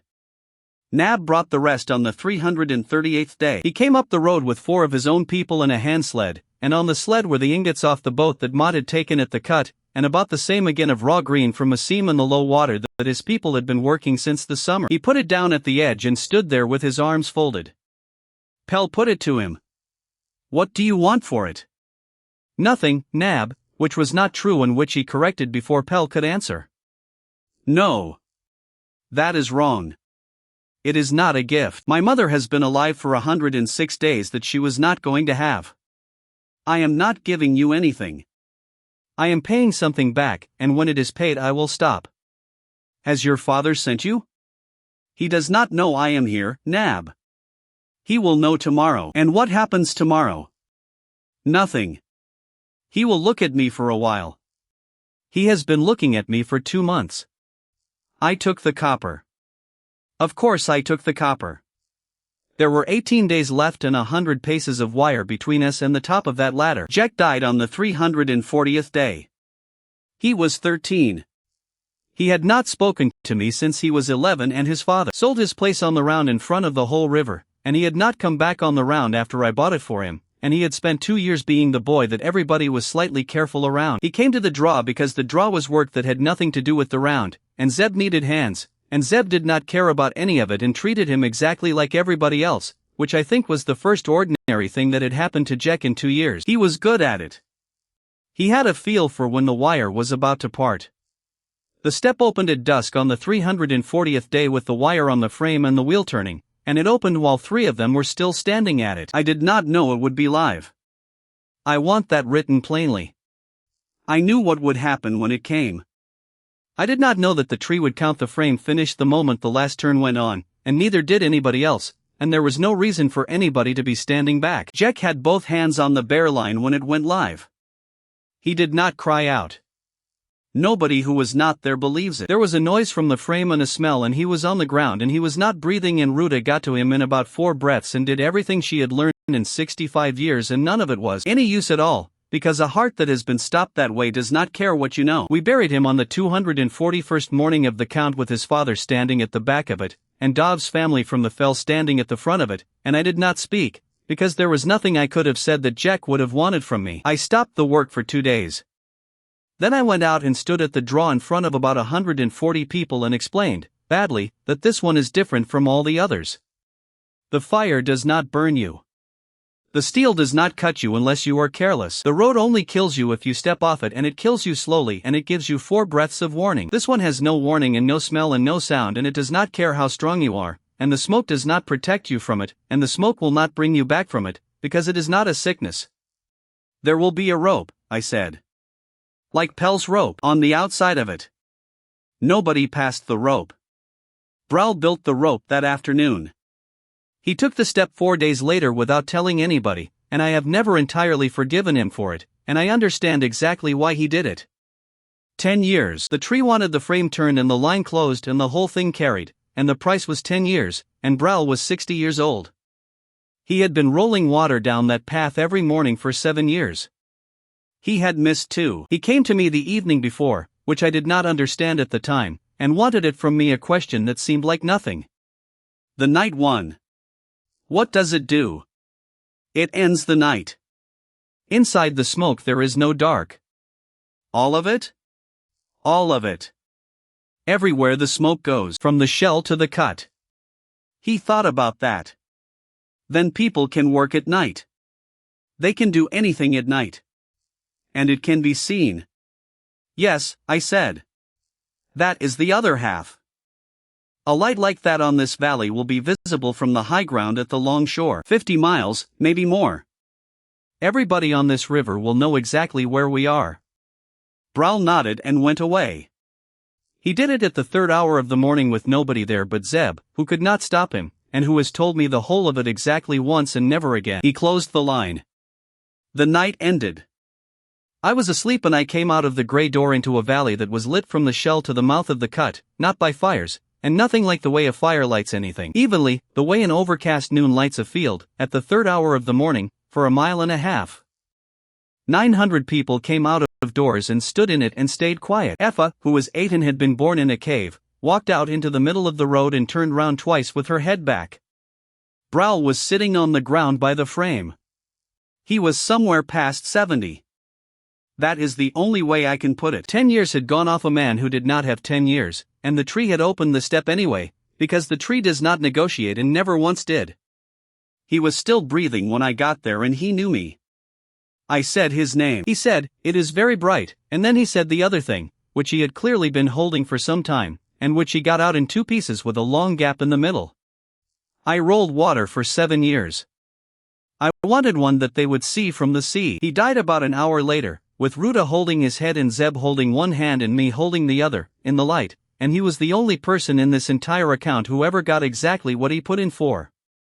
On put his stone in the ring.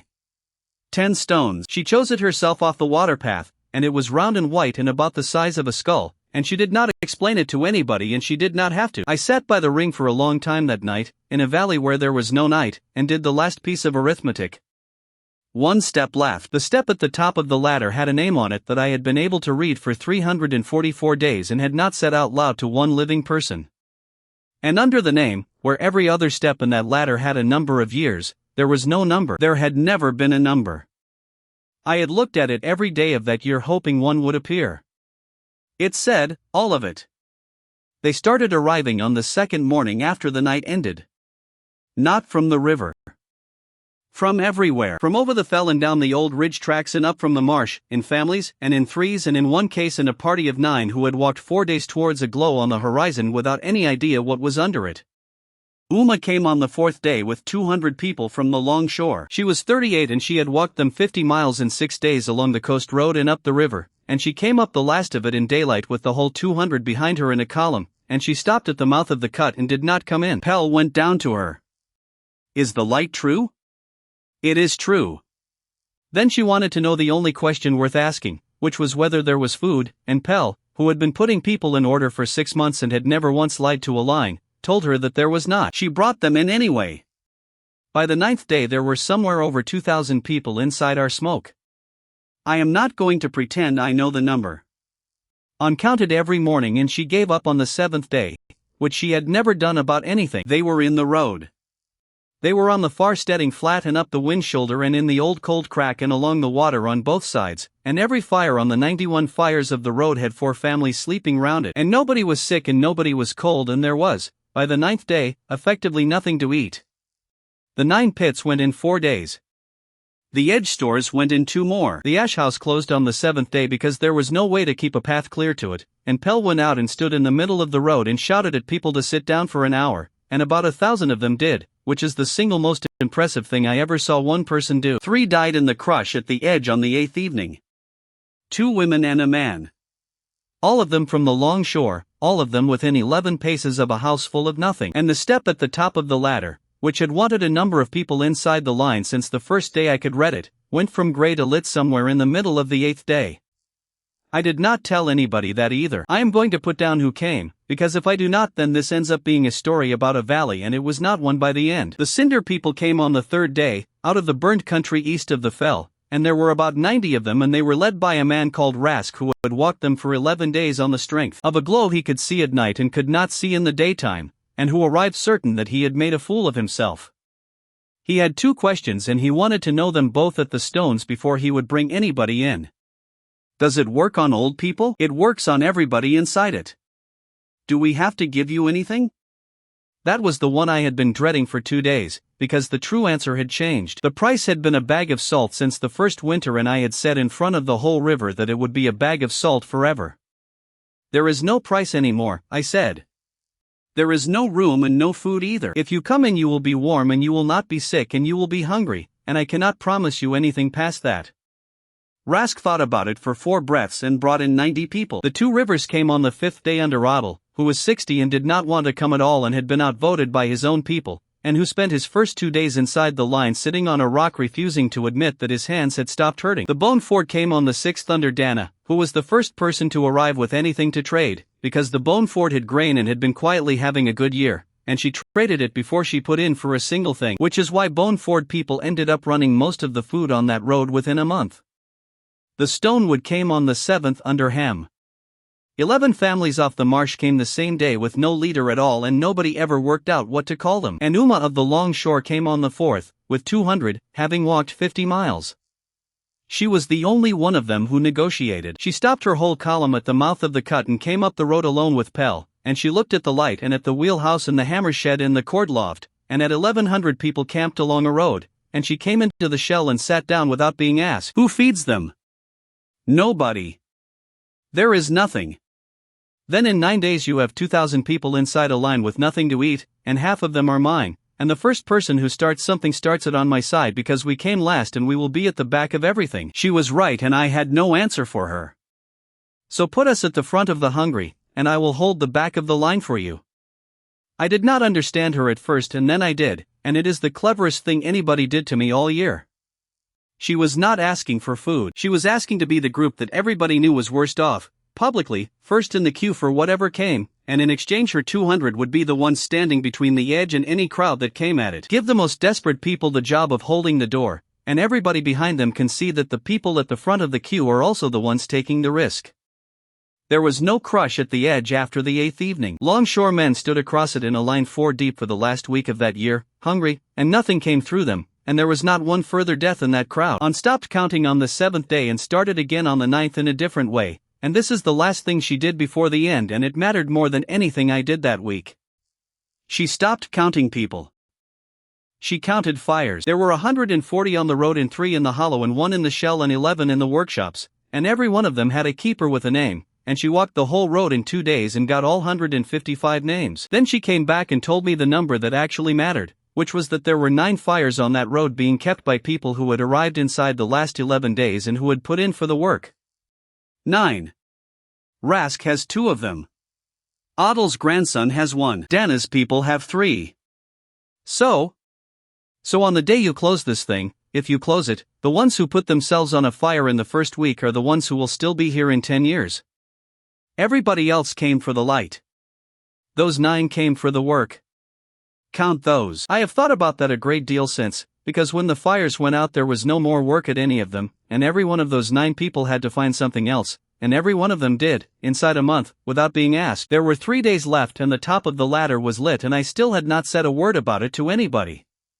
Amy solved the food, and she did it in a way that I would never have thought of, and that cob had been sitting on for 4 months. Fired bowls, 60 a week for 11 months and no way to carry any real number of them down a river without half of them breaking. Cobb had said it once at the landing and I had not listened, because I had been thinking about copper. Pack them in grain, nested, with the grain in between and round the outside. The grain does not move and the bowls do not touch, and you sell both ends of it. So we sent 9 boats down to the low water full of nested bowls packed in the last of the bone-ford grain. They came back loaded to the gunnels with dried fish and marsh root, out of 4 settlements who had heard about a light in the north and wanted to be owed something by whatever was under it. It was not enough. It was 3 days of food for 2,000 people. 3 days was exactly the number I needed. Head came down the upper path on the 11th day of the arriving. He came alone with Merrick, and he did not stop at the edge, and he came all the way up the road through 2,000 people to the shell and stood in front of the grey door. My people are gone. I gave him I did not understand. They left. Not all at once. 11 the first night, 30 the second. They can see it from the crossing. They stood on the crossing and looked at a valley with no night in it, and then they walked down here, and they are somewhere on your road now sleeping in the dirt. And there are 9 people left in Ashford and 4 of them are too old to walk. He said all of it perfectly calmly, the way he had said everything for a year. I would like to come in. On whatever terms you are giving everybody else. There is no second fire. I know. There is no separate round for your children. I know that too. I am not asking. I am telling you that I understand and that I am asking anyway. I want to put down what I did next, because it was small and cheap and I did it in front of about 400 people and I have never been sure whether it was justice or something worse. I did not give him terms. I sent him to the edge. I gave him the answer, which was that everybody comes in through the line, that Pell puts the order, and that there is no order in which a man from Ashford goes before a woman from the long shore who has been sitting on that flat for 5 days. He looked at me for a moment. Then he turned round and walked back down the road and stood in the far line with his steward beside him, in the dirt, behind about 600 people, for 2 days and 1 night. Merrick brought him water. Nobody else spoke to him. He came in on the second afternoon and I did not go down to watch it, and Vosk did, and gave me the whole of it afterwards. That head of Ashford had given his name and where he was from to a man of the low water with a broken shoulder and then walked over the line without looking back. He never once, for the rest of his life, mentioned it to me. Nab came on the 13th day and he brought the whole of the Redwater. 41 people. Everything that was left of the 150 who had come up that valley 11 months earlier, and 11 of them were children and 9 of them could not walk properly and the rest were thin in the way people are thin when they have spent a year eating badly and losing. His mother was with him. His father was not. They stopped at the mouth of the cut and Nab came up the road on his own. He got about halfway before word ran ahead of him, and by the time he reached the shell there were perhaps 600 people standing on both sides of that road watching a boy of 16 walk up it, and about a third of them had lost somebody to his people. I want them inside. Vosk said no before I opened my mouth, and he put it loudly, and there was a noise from the road behind Nab that I did not like at all. Ilo went first. He was 13. He had killed 9 people in this valley with a coal and had built the 3 fires afterwards and had carried his sister in on his back and had buried her 4 weeks later because of a road I had drawn wrong. He walked out of the crowd and stood next to Nab and stayed quiet clever, and did not make a speech, and said 1 sentence, and it went down that road in both directions inside about a minute. If you only let in the ones who have not cost you anything, I have to go too. Sela came out and stood on the other side of him. She was 12. She had put the hook on the crossbow that made 8 children into soldiers, she had given the order that shot 6 of our own people in the legs, and she had run at the red water line against a standing order to bring back a boy she could not reach. She stayed quiet at all. She just stood there, and about 200 people who had been on that flat on the day of the cut understood exactly what her standing there meant. Vosk looked at his daughter for a long moment. Then he stood down. Not graciously. He turned round and walked into the shell and did not come out for the rest of the day, and he never spoke against it again. They came in that evening. 41 people, past 600, in silence. Amy had wanted every one of them dead in the 6th month. She put her hand on a red water woman's shoulder at the edge and steered her towards the ash house, because the woman was carrying a child with a rattle in its chest. That is how it actually ended. In the way these things actually end, with a potter deciding on her own that she was not going to stand there and watch. 2 days left. I had been reading the top of that ladder every day for 363 days. It said one word, and under the word it said all of it. Not 8 years, not 10. All of it. Whatever the person who closed it had left, down to the last morning. And under that, in the way the tree had of telling you things it did not have words for, was what it did.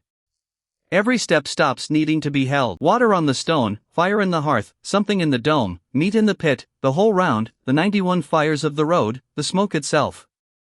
All of it done. Fixed.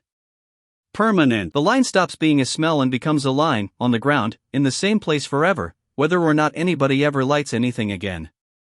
And then the tree closes and there is nothing above it and no more steps, ever. I did the arithmetic that I had been refusing to do since the 4th month.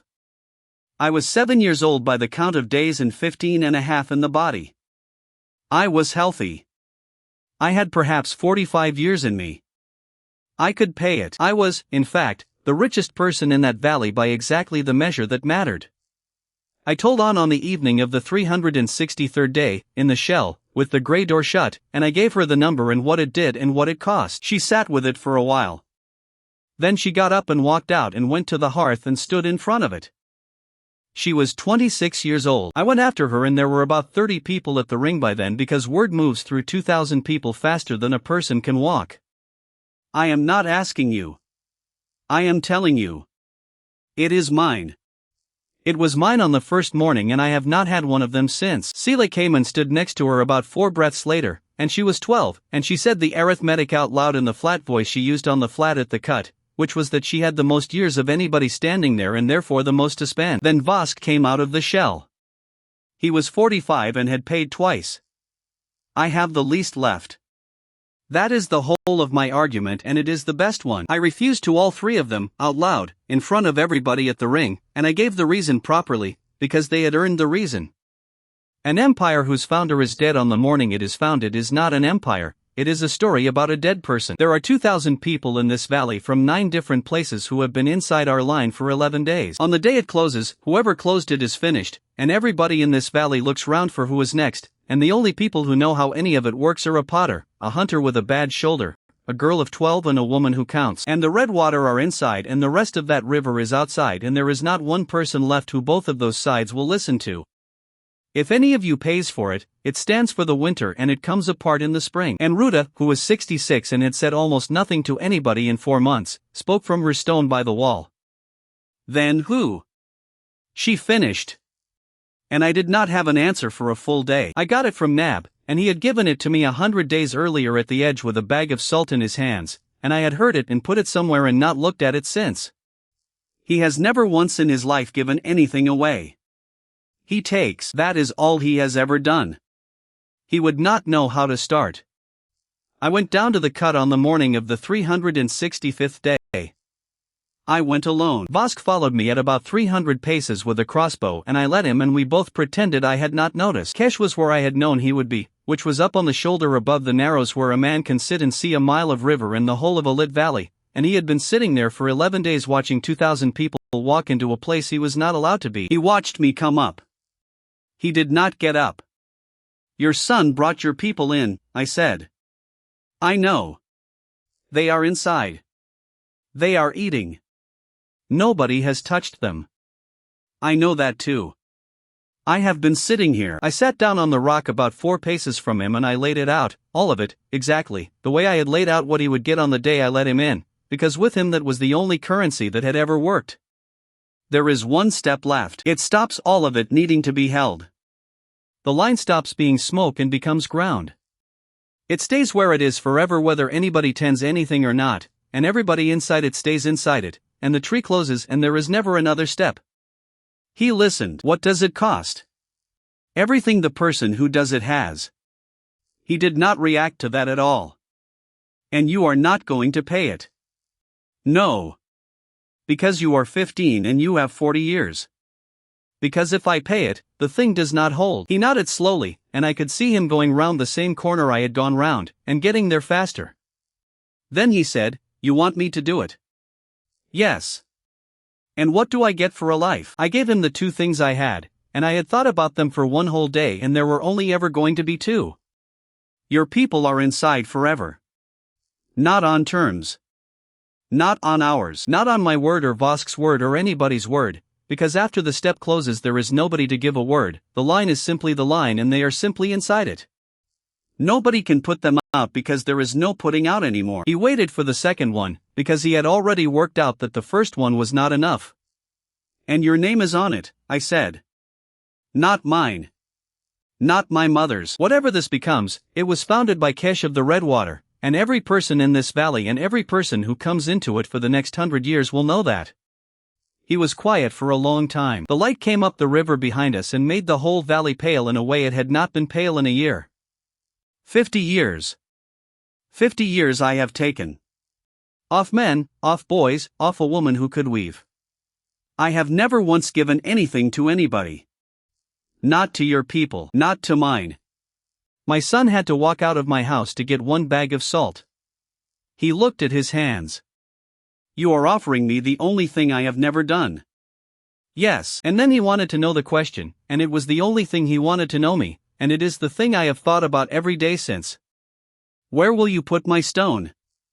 We walked back up the road together in the morning. 2,000 people saw us come, and nobody stopped us, and nobody touched him, because Nab walked out onto the road when we were about a quarter of the way up and walked in front of us the rest of the way. It was done at the hearth in the shell, in front of the grey door, at the middle of the day, and I said the whole thing out loud first the way I had promised my mother a year earlier, and on stood where I could see her and did not stop me and did not look away. He put his hands into it and finished it.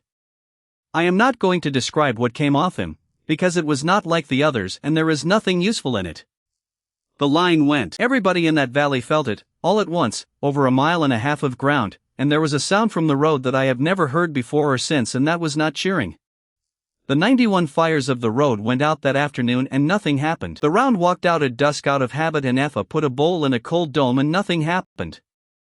The light stayed. The smoke thinned out over 3 days and blew away and the line did not move an inch, and it has not moved since. And it is a line you can walk to and stand on with 1 foot on each side, and on one side of it people do not get sick and on the other side they do. Kesh did not get up. He was 51. He was conscious for a while and I stayed, and so did Nab and so did his mother, and he stayed quiet else to me at all. The last thing he did was look at the ring. His stone is the 11th one. It is the pale one on the outside of the circle nearest the door, and on chose it and Nab set it down, and there is no mark on it and there is no mark on any of them. 11 stones, in the order they were put down. On. Me. Vosk. Me. Me. Ruda. Me. Vosk again. Gerd. Bral. Kesh. I am 15 years old and 7, which is a sentence that will not make sense to anybody who was not there. There is no ladder in the corner of my eye. There has not been since the middle of that afternoon. I have looked. It has not gone empty and it has not gone dark. There is simply nothing there, and I had forgotten what nothing there looked like, and it took me about 4 days to stop turning my head. My mother is 26. She is 10 years older than her son, and in 9 years she will not be, and neither of us has said anything about that, and neither of us is going to. I have been wanted to know what it is that we have here now, and people who come up the river expect a word. And there is only one word available and I did not choose it. The first thing anybody agreed to, on the 3rd day, standing at the ring with 2,000 people on the road, was that this is the ground founded by Kesh of the Redwater, who bought it, and that no one inside the line is put out of it, ever, for anything. That is the whole of the law. It has not been added to. His son lives under his name and cannot get out from under it and does not try, and there are children on that road now who think that Kesh is a word that means the man who paid. I finished something. It took 2 lives and it is not mine and my name is not on it, and I am going to be alive for a very long time under a law made by a man who ate my friend. I have been trying for a year to work out how I feel about that, and the closest I have got is this. In my first life I had a drawer with 11 things in it, all started, all stopped in the middle, and I died at a desk at 34 with every one of them still there. There are 11 stones in that circle by the hearth. 10 of them are for people who finished something, and one of them is mine twice over, and not one of the 11 is a thing I did with my own hands. I have spent a great deal of this account explaining what things cost, because that was the only part I could ever see. The ladder gave me a number for everything, and it never once gave me a number for what a person was worth, and I filled that gap in for a year with arithmetic, and I was wrong about it more often than I was right. Braille wanted one thing that could be seen from the sea. Ruda wanted a boy to keep walking around. Bosk wanted his name said properly. My mother wanted to be the one who paid. None of that was on the ladder anywhere. If you had wanted it from me, at 4 days old, what the hard half of this was going to be, I would have said the metallurgy. What would you have said